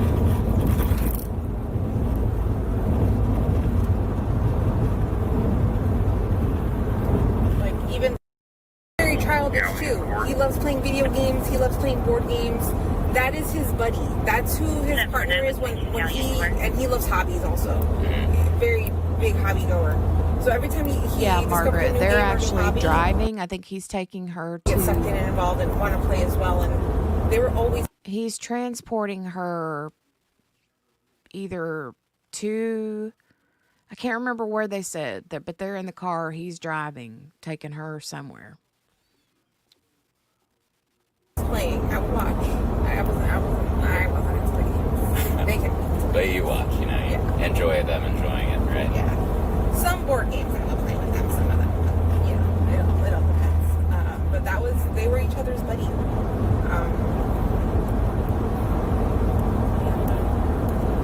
Has it changed at all as That the made me years have sick. gone on? They're Have each they other's gotten any buddy. less close as she's come to be like a teenager? No. If anything, closer ever since he moved away, because now as soon as we get home or a little bit afterwards, we'll FaceTime him and we'll be on FaceTime all day. All day just talking or bullshitting or keeping each other company. Sometimes not even talking. Sometimes I'll be on my phone messing around and he'll be busy on his computer doing something, but we're just keeping each other company. They're driving to the press We'd be conference. around That's for that right. as well. Yep. Not FaceTime, but Duo or Meet, whatever it's called. Oh yeah, for androids. Yeah.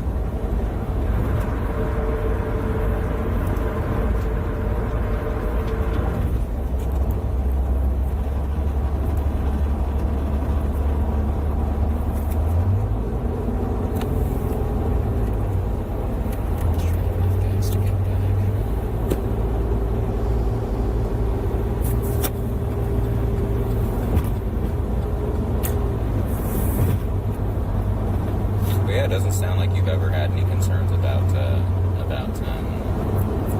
Stephan. You know him really well. You've never seen anything wrong with each other, right? No. If anything, like, for the first few years, I was hyper-vigilant as hell. Because I was just like, never trust a man. I don't care who it is, never trust anyone. Not even... This is where the interview gets a little interesting. Listen, try to, if you need maybe like headphones to kind of help drown out any other noises so you can hear this gets really good here. My dad, right? Like, never trust anyone. Sleepovers, and I'm like, no, absolutely not, because I have no control and something could really happen. Yeah, it's a dangerous world. Yeah, so I was very vigilant for the first few years of how he would interact with her and what he would do, and I would question if anything was weird, but nothing ever was truly weird. I'm just like, okay.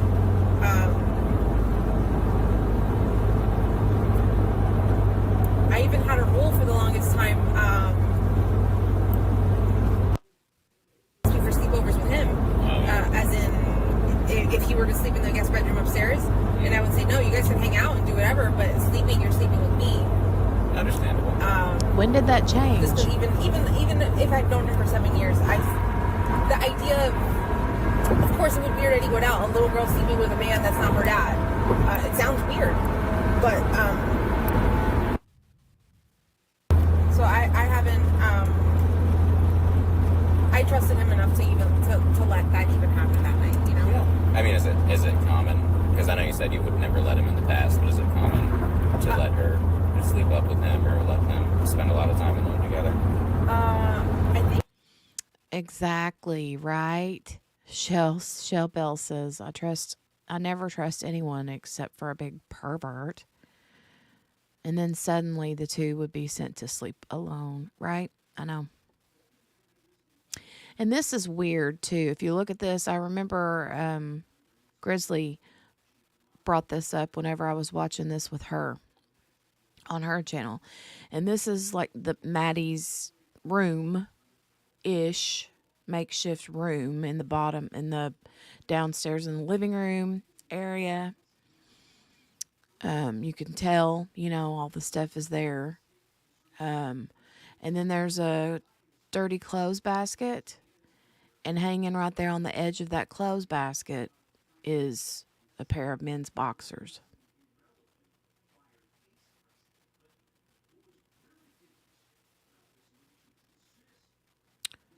Why are there men's boxers downstairs in the living room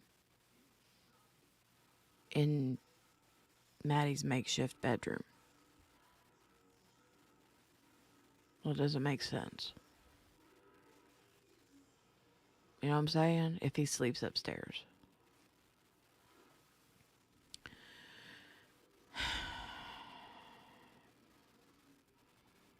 Right, Morgana. She's full of it. I'm gonna say I've let them sleep together less than what I can count on these two hands. Okay. Not much. But a lot of the times it was just the three of us sleeping together in my bed too. But that got uncomfortable as hell too. She admits to them three sleeping together in the same bed. Sprawls and Only so many people, right? And what's funny is even on a king bed, if it's just me and her, she'll start off on one corner of the bed and I'll be on the other, and then when I wake up, she is on top of me and then way past the middle, next to me, touching me. And I'm just like, how did this happen? How did you? It's such a big bed. Absolutely, Steph. Well, she loves you, that's why. Yeah. Absolutely. Yeah. And you know what? Even if Maddie was like, I don't want to sleep in my room by myself, I want to sleep with you, Mom. Okay. But Maddie still needs her own space, her own bedroom with a door where she can be by herself with her own stuff and her own thoughts and her own everything. Steph, you tell me. Now, at this point, she doesn't know, allegedly, that Maddie has died.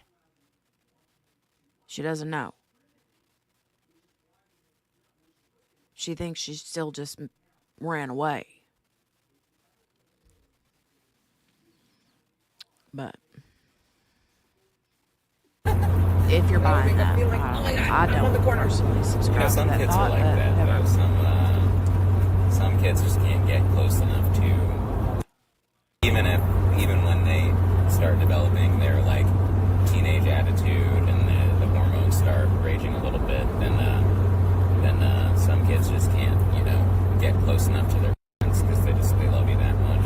Yeah. I would like to think that that's the case. She never liked being alone. Mm-hmm. She never liked sleeping alone. Mm-hmm. Ever since she was a baby, I tried sleep training her and that was a complete failure. Yeah. I just had to learn that she had to sleep with me, and she wanted to be with me all the time. So even now,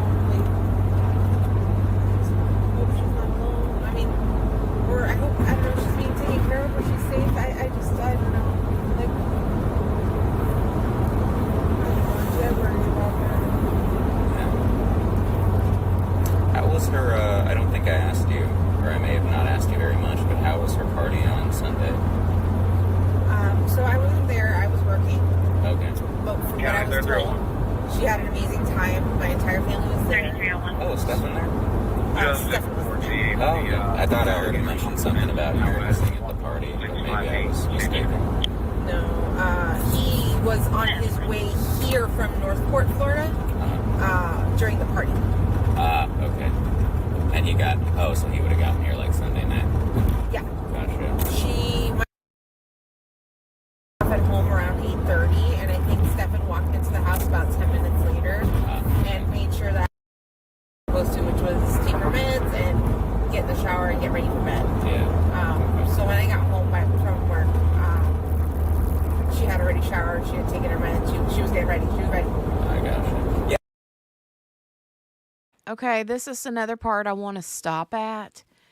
Look at this, you guys. Okay, I remember Grizzly bringing this up too. It's a journal. Now, I don't know whether Maddie wrote this or Jen wrote this. But if this was written by Maddie, this is huge. It says it looks like it says my fluctuating moods, anxiety, and trauma-related symptoms affect my memory, concentration, focus, and energy levels. I also have severe trauma responses when I encounter males.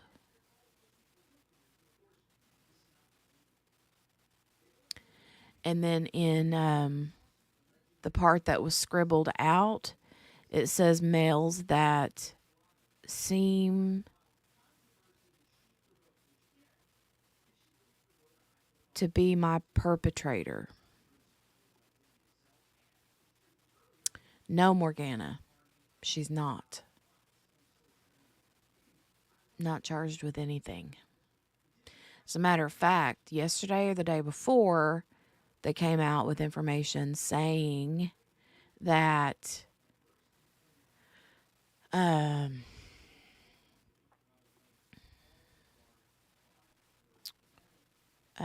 police have no plans to charge her with anything at this moment.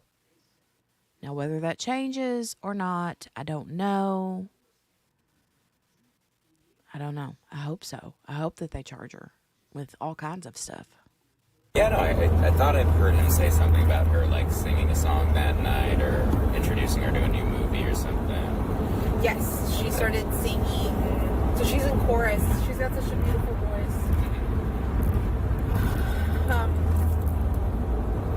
She was singing, practicing one of her chorus songs, and Stephan heard it, and he's like, wow, you have such a beautiful voice. Let's watch, I think, Sister Act. Sister Act, yeah.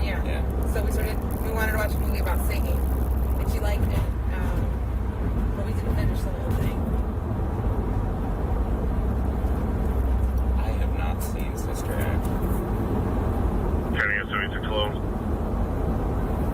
When he mentioned it, I confused it with I was thinking of I that accidentally other sold movie the phone on myself, Friday. 723. Can you show me It's completely different, I know. Yeah.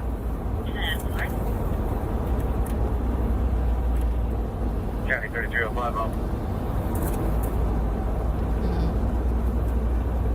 3305 Alpha. So this looks like they've stripped the bed down in Maddie's makeshift bedroom and,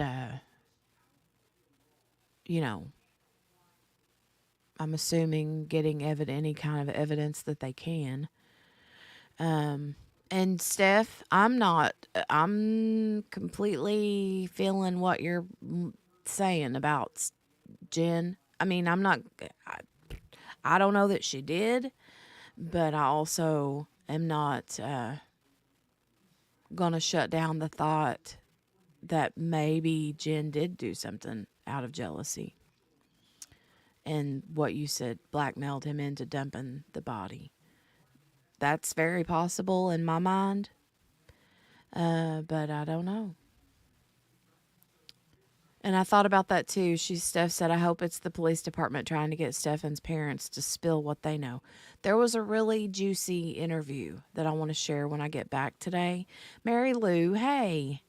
So she rode the bus today. The bus driver said she did amazing. And she's going to ride the bus home this afternoon. So, yeah.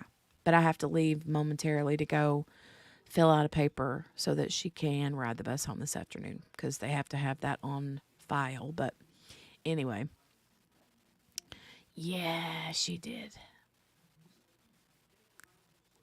We call 940, please.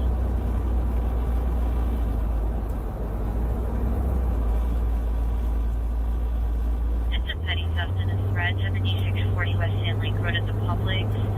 Waiting on this 36 So I don't think I asked you. I might have Red just hat. forgotten. You're not What- messing anything up, Steph, honey. No, I love when you pop in. Love it. Ah, okay. Oh, so are you a Disney family? Love Disney. All of us do. Man. And what did Stephan do at Epcot? He worked in attractions. So he worked on the Soarin' ride and the Journey into Imagination with Figment ride. Yeah. Use our police privilege. Yes. Stephan worked at Disney. He did.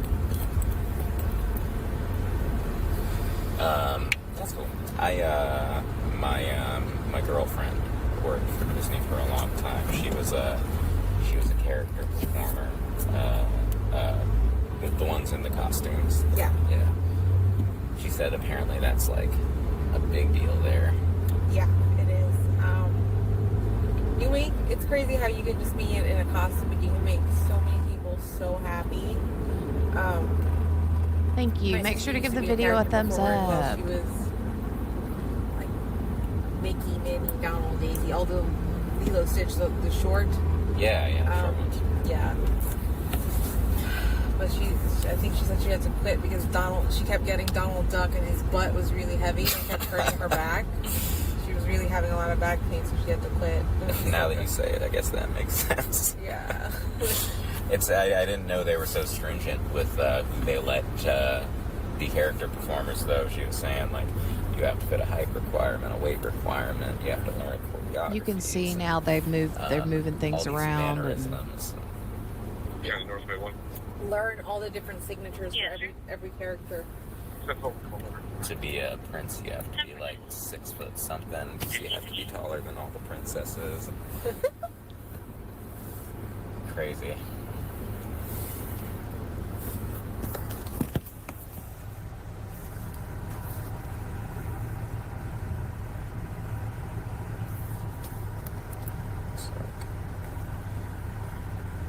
Dash 11313. Today's date is February 27th, 2024.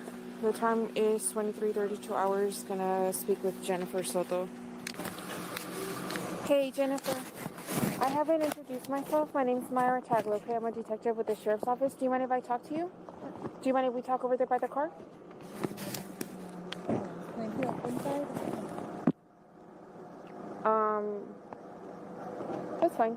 Yeah, where? Inside the house? In the car. Yeah. My car? Yeah.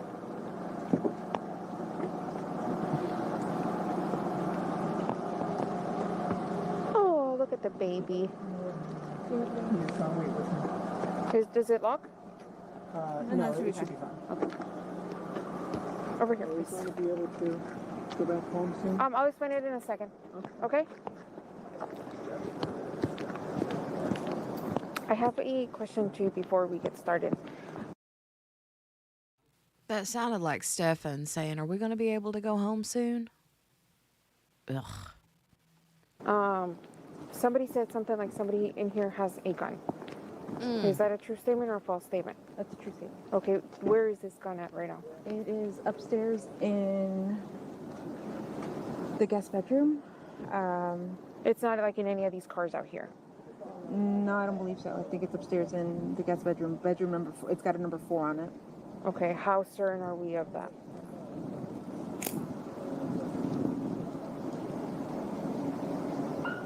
As far as I know, the gun is inside upstairs. I haven't heard of it being in the car. Okay. Let me just move my purse. If you want to take I could be incorrect. I'm not sure.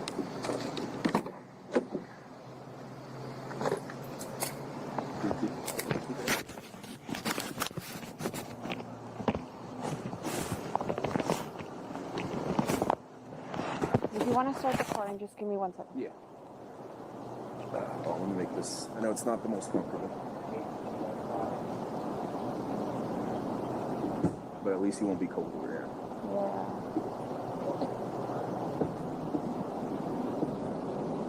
Like a cold super. Yeah, I'm the same way, so I understand. You want to take a seat right over here? And then she's gonna.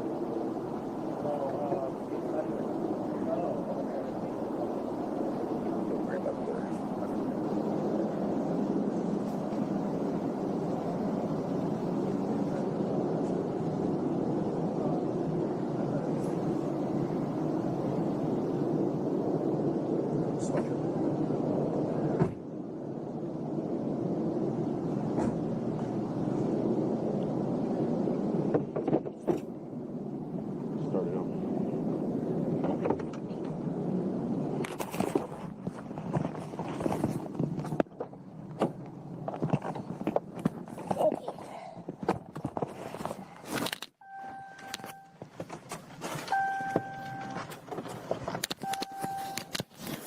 you have your keys on you?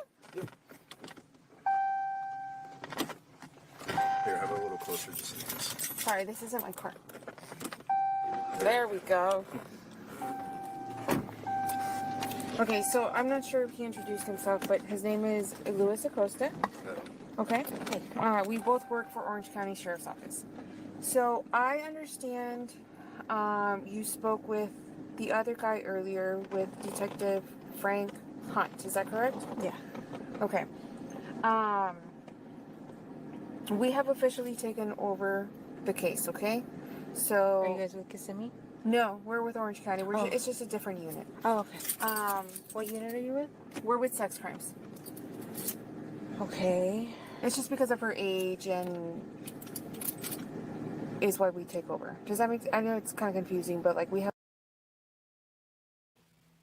Did you hear her okay? And why would she have asked what department? Like me, I would have not even thought to have asked, well, what department? I mean, and they said sex crimes. Let me rewind that and let's listen to that again real quick. Like if your kid was missing, okay, but to be honest, in any situation, would you have thought to say, I mean, if you're being interviewed by police officers because your kid's missing, are you going to think to say, well, which department are you in? Do you know?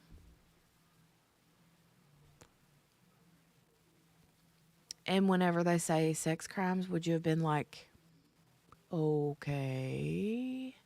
Like, I feel like she asked because she knew. And when they said that, then the okay, what, like, if they would have said sex crimes, I would have been like, wait, what? Why are you you know what I mean? And the fact that she's like, oh, okay, that was a very guilty knowing. Okay. Right. She knew and she was fishing. Steph, I get that. Steph says, I would have asked because I'd be concerned it was homicide. I get that. But I would have, I don't know that I would have even thought about I would have, in my mind, I think I would have just thought that any body that I would have been talking to would have been just searching for her, looking for her, investigating any and everything. Not necessarily that there's any individual department. You know what I mean? I don't know. I feel like she knew that she was going to get a talking to from them, that specific department, and that's why she asked. Have like different rules. In Orange County, kind of confusion. No, we're with Orange County. It's just a different unit. Oh, okay. What unit are you with? We're with sex crimes. Okay. It's just because of her age and is why we take over. Does that make... I know it's kind of confusing, but like we have like different rules in Orange County, and depending on like people's age,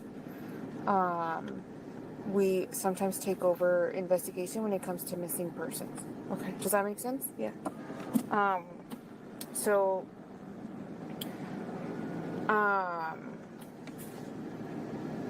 when you talked to him earlier, I kind of got like a brief synopsis of what happened.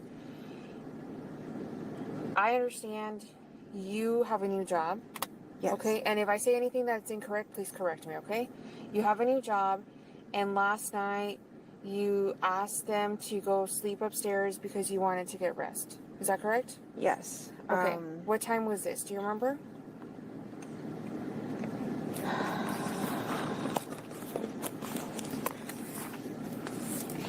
Like, I mean, look, there's the living room couch. Exact time, but and then like, right behind the couch is Maddie's and then yesterday makeshift she had bedroom. Or Sunday she had her birthday party, right? Sunday she had her birthday party. Okay, what time was that party at? It started at 3 o'clock. Okay, from 3 to what time? I'm not sure. I wasn't there. I was at work. Oh, okay, you weren't there. But I know my sister home around 8:30. See, all those notebooks and stuff is in Maddie's area, so Was that's why Stephan I here at think that time? I'm not sure if he was here at That's the time, Maddie's but I think journal. he got here a little bit after. And he was like, okay, she was already doing what she was supposed to. She had taken her nighttime meds, and she was getting ready for bed, like taking a shower. She takes showers at night. So he's like, okay, she was already on it. I didn't get home until, I'm going to say 10:30. Okay. And then at 11, I sent him to bed. Did Stephan make it to the party? No. Okay. And then once you get here, you said you sent her to bed at 11. And the following morning, well, I'm sorry, let me backtrack a little bit. You send them upstairs, right? How many bedrooms are upstairs? 3.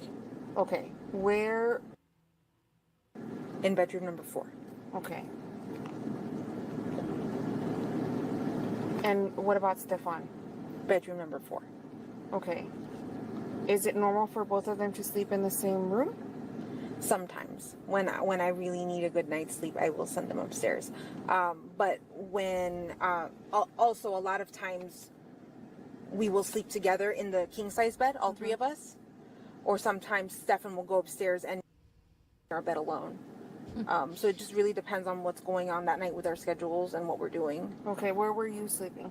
Downstairs in the king-size bed. Okay. Is it just you two here? Well, you guys have a roommate, right? We have 2 roommates, and one of the roommates has a son who's here like a little bit more than half the week. So what rooms do you guys use? The room downstairs, the master bedroom downstairs, and room number 4. Okay. So it wasn't last night. It was the night before. Stephan slept in bedroom number 4 and you slept downstairs. Yes. In the master. Okay. What time did you wake up?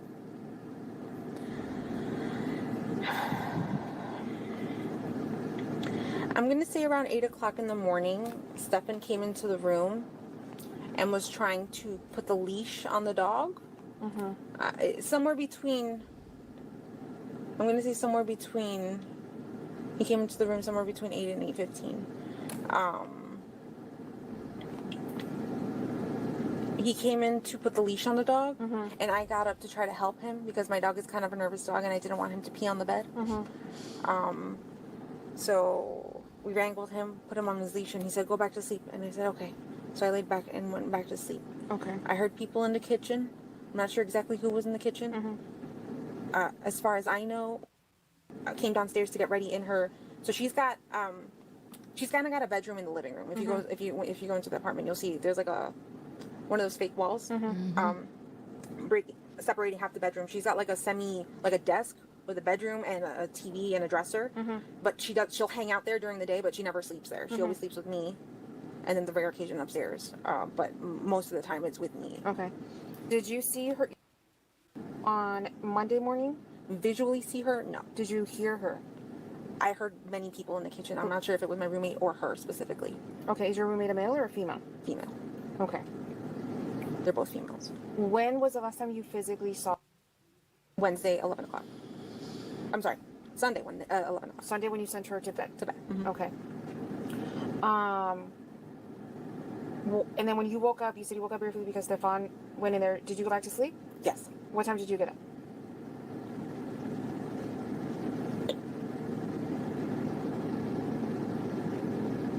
Let me see if I actually have my alarm set.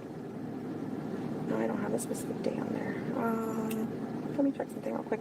I'm pretty sure I woke up around 9 o'clock in the morning, and then I left at 9:30. I had an appointment. I had a doctor's appointment at like 10:15, but they took a while.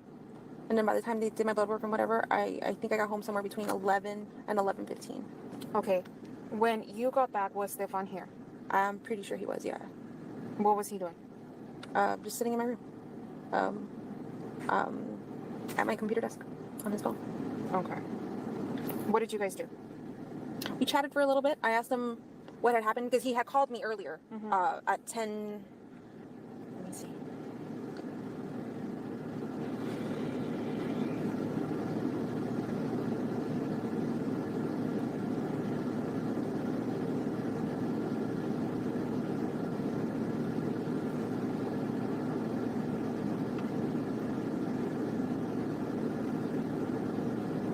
pretty sure he called me around 10:18. What did he call you for? To let me know, that they didn't go to McDonald's as planned. He had asked her multiple times if she wanted to stop at McDonald's, because that was the plan the night before. They were going to wake up early. He was going to take her to McDonald's, do like a special McDonald's breakfast, and then drop her off at school early because she wanted to get there a little early. But on his way to school, she was very sleepy and wanted to sleep in the car. And she said she did not want to do McDonald's. She just wanted to be dropped off. Okay. Also to let me know that he left his phone at home, because I had called him multiple times and he had picked up. He had left his phone at home by accident. He had went to the vape shop, but they didn't open on time, so he had waited for quite a while in front of the vape shop.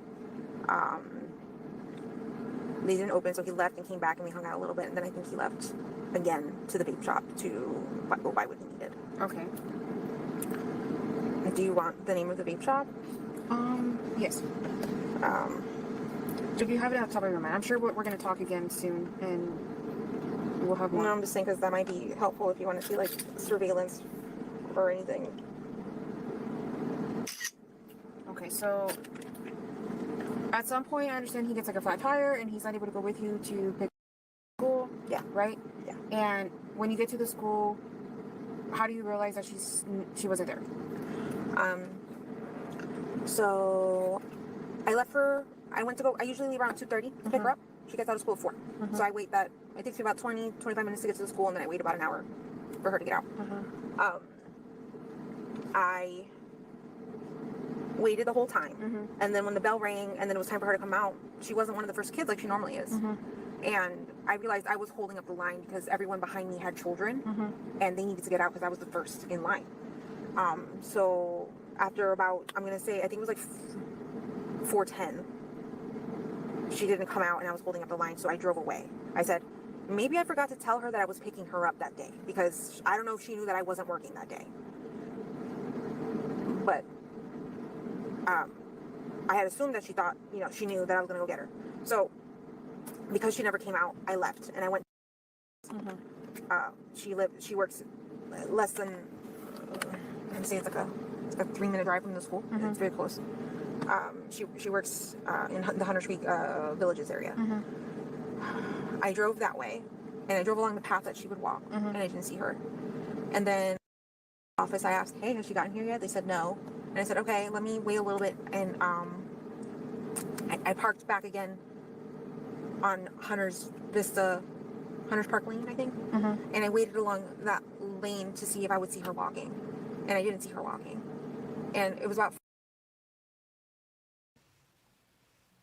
Okay, so this is Maddie's backpack. This backpack was pulled from that dumpster. That dumpster was on the property where they lived, like the apartment complex dumpster. And when they mentioned what her backpack looked like during the police body cam, when they, went to get information because they called and said she was missing,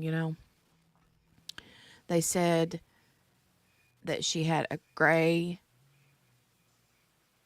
backpack with like hibiscus flowers on it. But if you see this backpack, it looks like it's got white paint dumped all over it. So,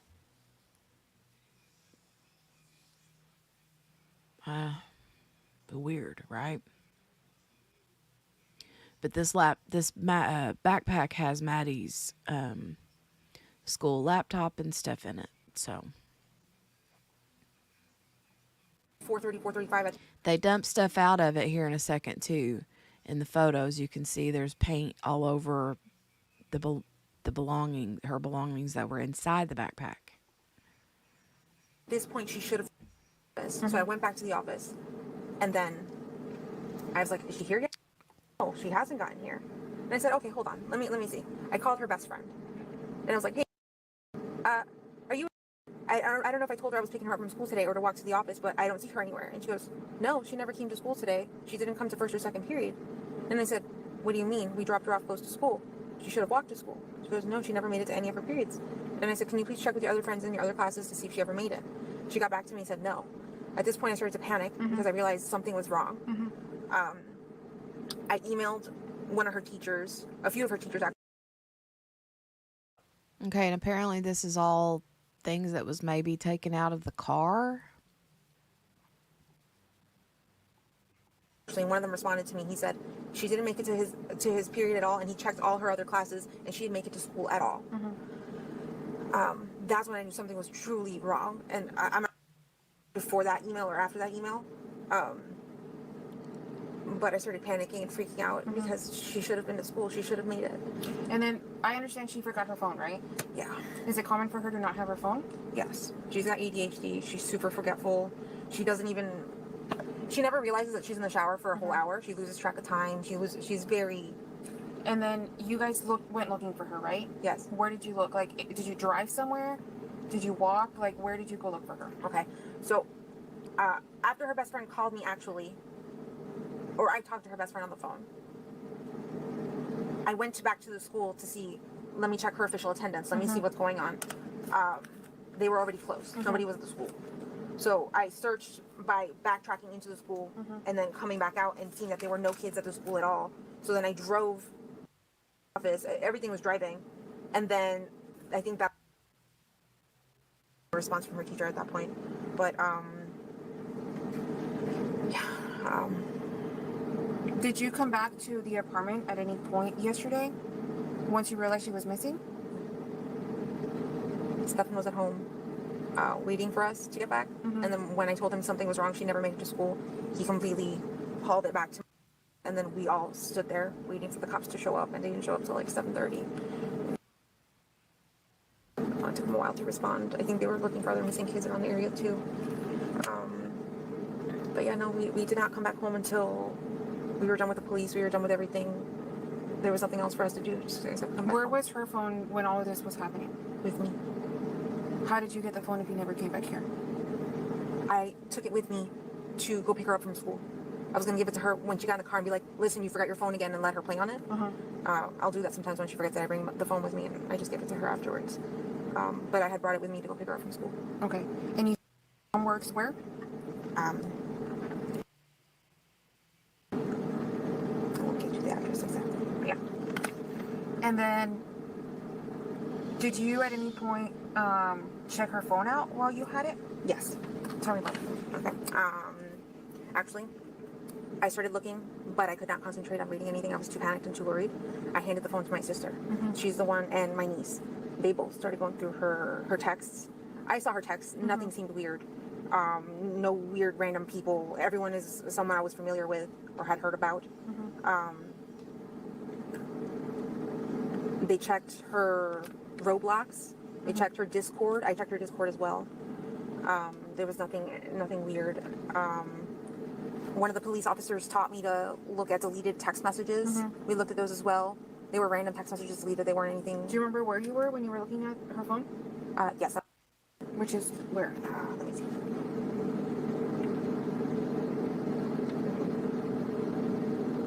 Is it okay if I call her? Yes. So she was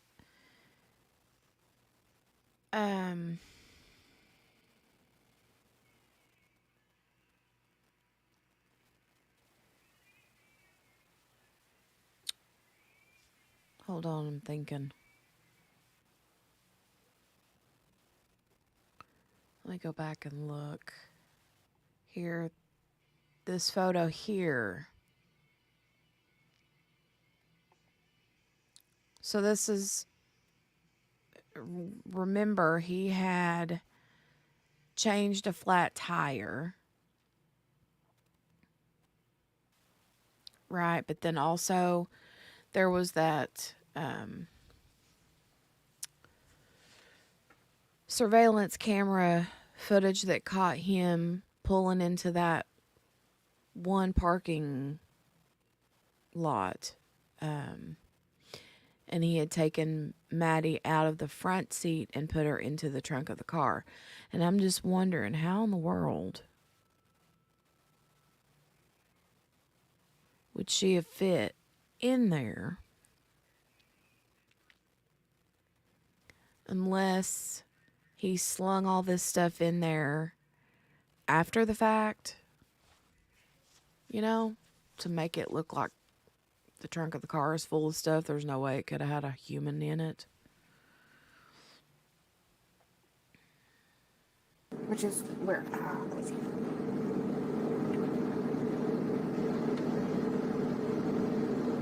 Is it okay if I call her? Yes. I'll get the exact address.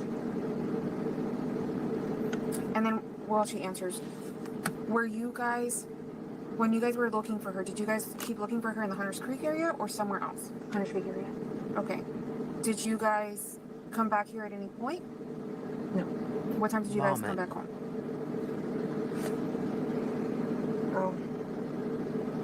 Hold on a second.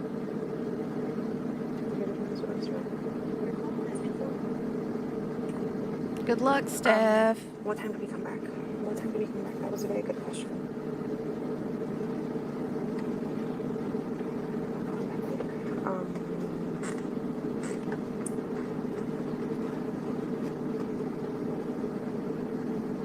I was going to say it was like somewhere between 8 and 9 o'clock p.m. Did you guys go back out after that? Stephan went back out. And this was last night, right? Yes. Okay. Where was after this? With me. Okay. Did you leave the house at any point with her phone after this? I don't believe so, no.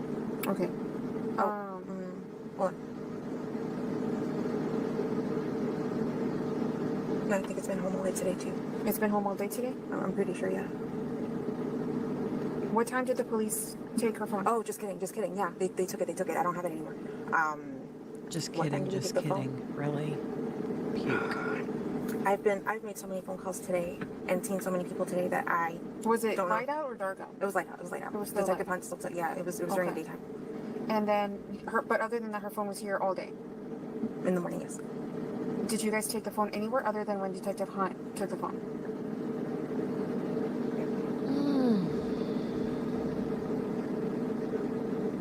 I think it's been home all day. I don't think I left the house with it. Okay. Did Stephan have access to the phone?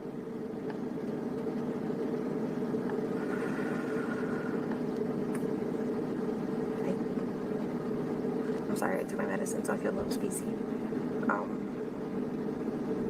I think I've had it with me. I think it's been with me. Okay. Did you go through her phone today? Yes. Okay. Where was that at? Here. And what were you looking for at that time? To see if there was anything else. What we couldn't access on Monday night was Roblox. So my niece came over and logged into her Roblox and checked out messages. But then they were also, my sister was also looking for her phone to see if there was anything. Here at the house? Yes. And that was today? Yes. Okay. Do you guys have her account information as far as like her iCloud and all that stuff? Or is it just on her phone? I've had a hard time logging into it before when I was trying to get her a new phone. Mm-hmm. So I'm not sure if I can log in to her iCloud. I think it's all on her phone. Okay. The reason I'm asking is because so like they took the phone and they downloaded it, right?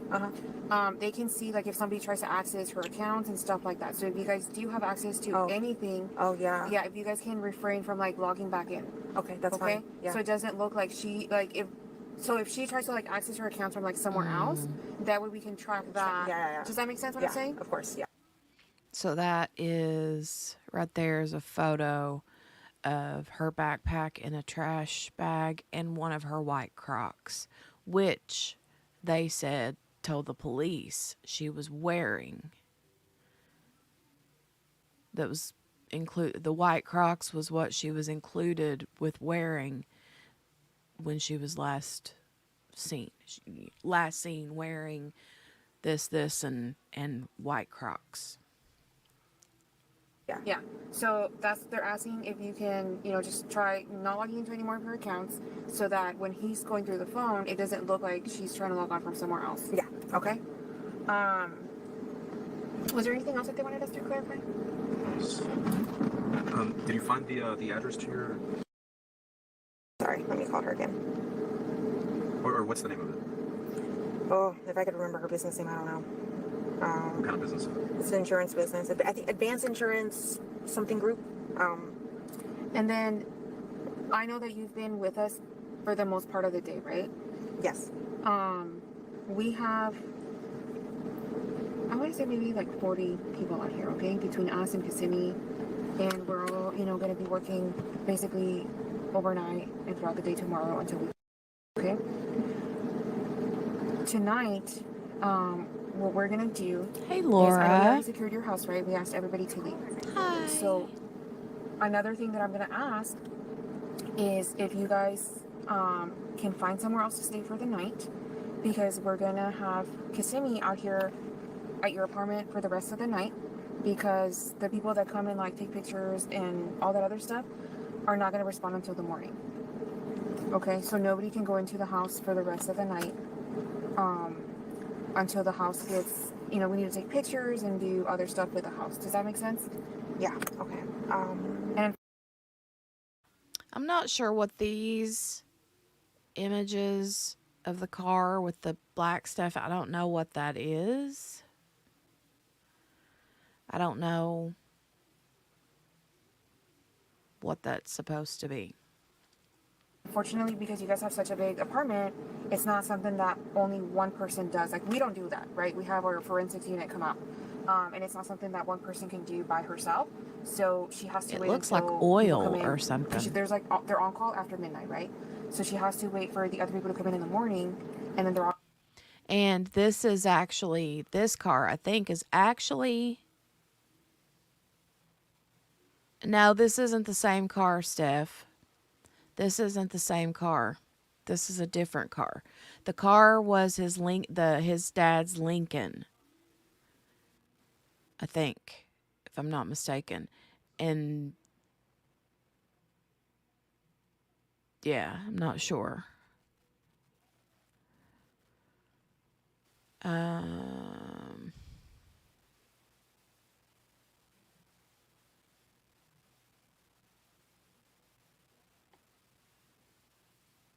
not positive.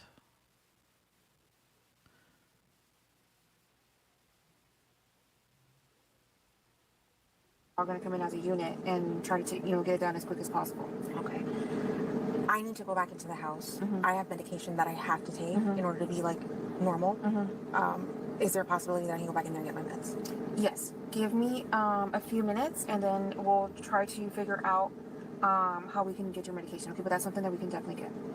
Okay. Does it make sense what I'm telling you? Yes. Yes. I just don't know what we're gonna do about finding a place to go. But okay. And then, because last in Stephan's car, we're also going to tow his car. Okay. Okay? Okay. Okay. Do you have any questions about anything that I'm telling you? Okay, so from now on, it'll probably be me getting in touch with you, okay? Not Detective Hunt. Okay? Okay. Do you understand everything that we discussed? Yeah. Okay. Can I get your direct number? Yes. Job address. Okay, so I double checked. The Nissan Sentra that had the yuck on the side of it is JENN Soto's Nissan Sentra. So the car he drove to take Maddie out was his dad's Lincoln. That's the car that got the flat tire that we first saw images of it inside the trunk and the front seat and the back seat and all that junk. Then the white Nissan that has all the black yuck on the side of it is JENN Soto's vehicle that was seen on video surveillance going back out to the scene and taking the exact same path that Stephan took when he dumped Maddie's body. So, right, Patricia, what is it? She's wanting to go home to hide. What is it? Yeah, definitely not about her medicine. Mm-mm. If I remember correctly, is 13550 Village Park Lane, This is more images of the backpack. Suite 125. In Orlando, Florida. That's in Hunters Creek, right? Yeah. Okay. Village Park Drive, you said? Yes. Yeah. In 13550. Yes. Is that like an apartment complex? It's a business building? I don't know. It's a building with a lot of business and offices inside.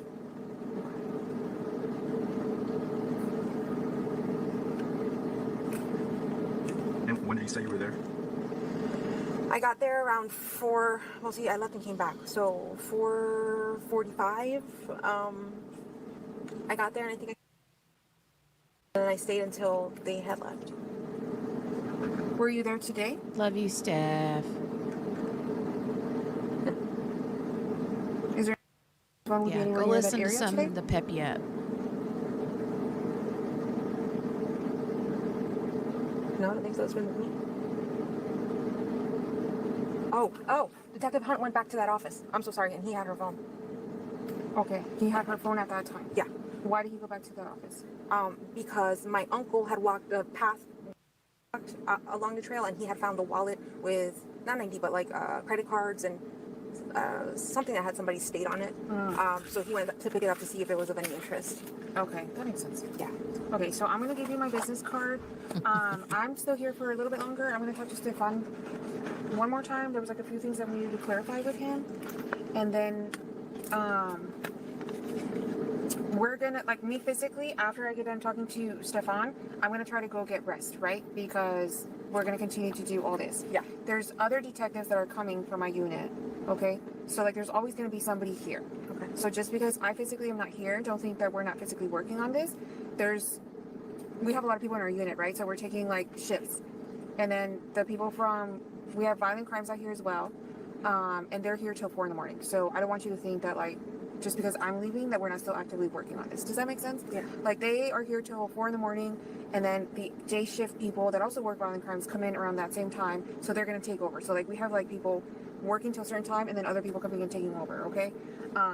So like I said, just because I physically am not here doesn't mean that we're not still working on something. Does that make sense? Real quick, I don't remember if Detective Tagler asked, but yesterday when you guys were out looking, do you remember what time you were out looking till?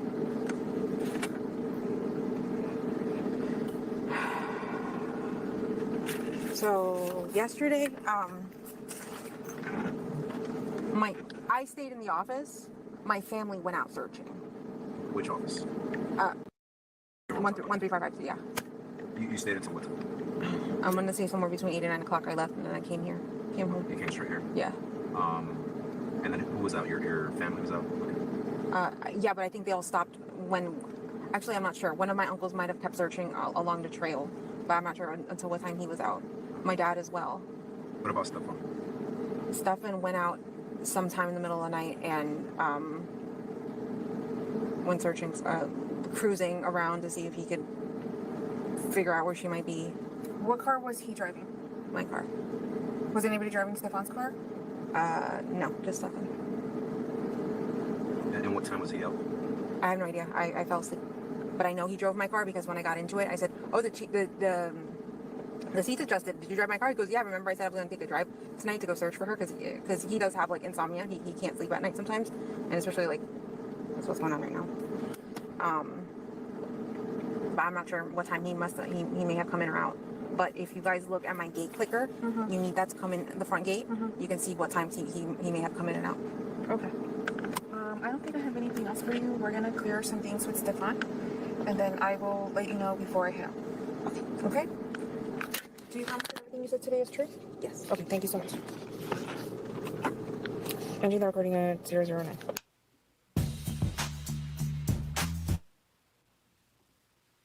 All right, you guys, that was it for Jen Soto's interviews.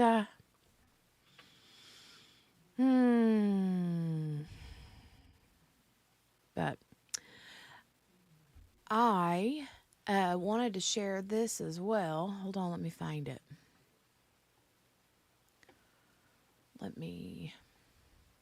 Oops, wrong button, Jen. Soto. Share the screen. Yeah.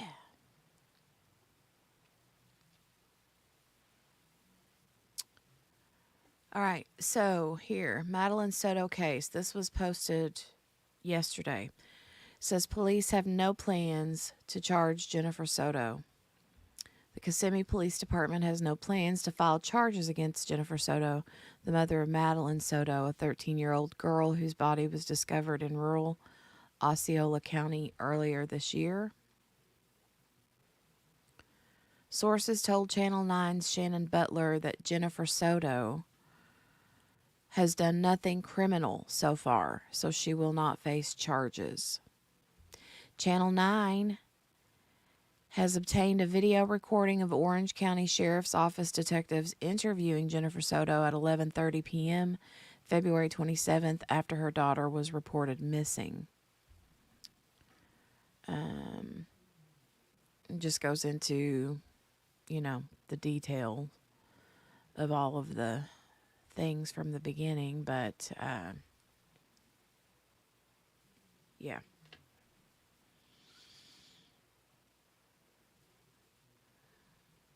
So as of that point, they have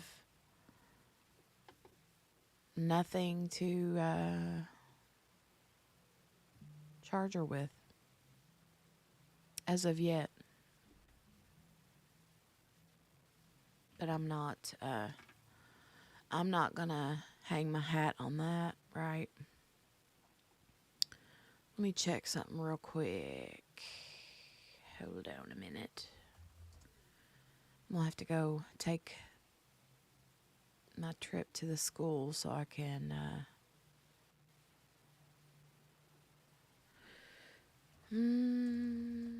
take them the letter so kiddo can ride the bus home.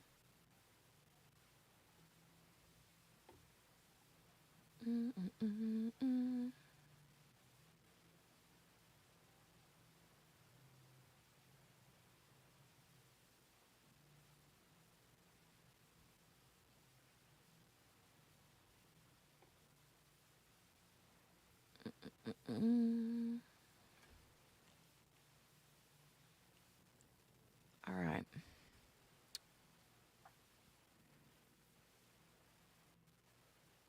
I'm not, like I said, I'm not sold on that. I think there could be some stuff brewing. Maybe. I don't know. Steph said it earlier when she's like, maybe they're just saying that to sort of let certain people feel comfortable.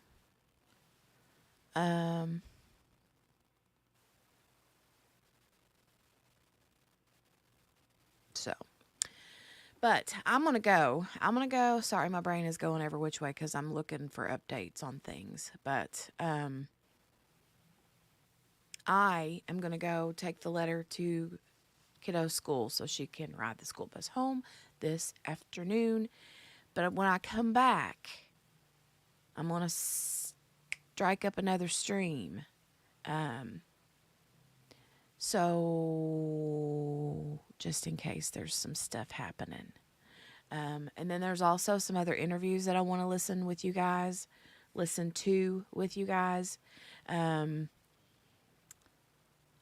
There's roommates, interviews with the roommates, Stephan's parents, which is very juicy.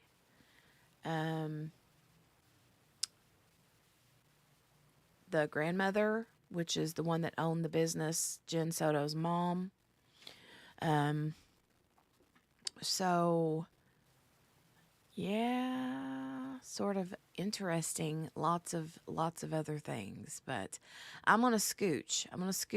On out of here. But just make sure you have your notifications turned on, and I'll try to give a 30-minute. I'll try to schedule the stream for 30 minutes in advance so that you guys get that extra little notification, like Crime Cafe is going live in 30 minutes. Hopefully you'll get notified. Okay. But I will see you guys back very shortly. Make sure to give this video a big thumbs up. I appreciate it. And also, thank you again to Grizzly True Crime for doing all the legwork to get all of these like files and interviews and photos and stuff. So great job, great work. And thank you for sharing. So make sure you guys head over to Grizzly True Crime if you haven't already and subscribe. I love her. She's like, I have a girl crush on her. Yeah, I really do. All right. I'll see you guys back soon. Bye.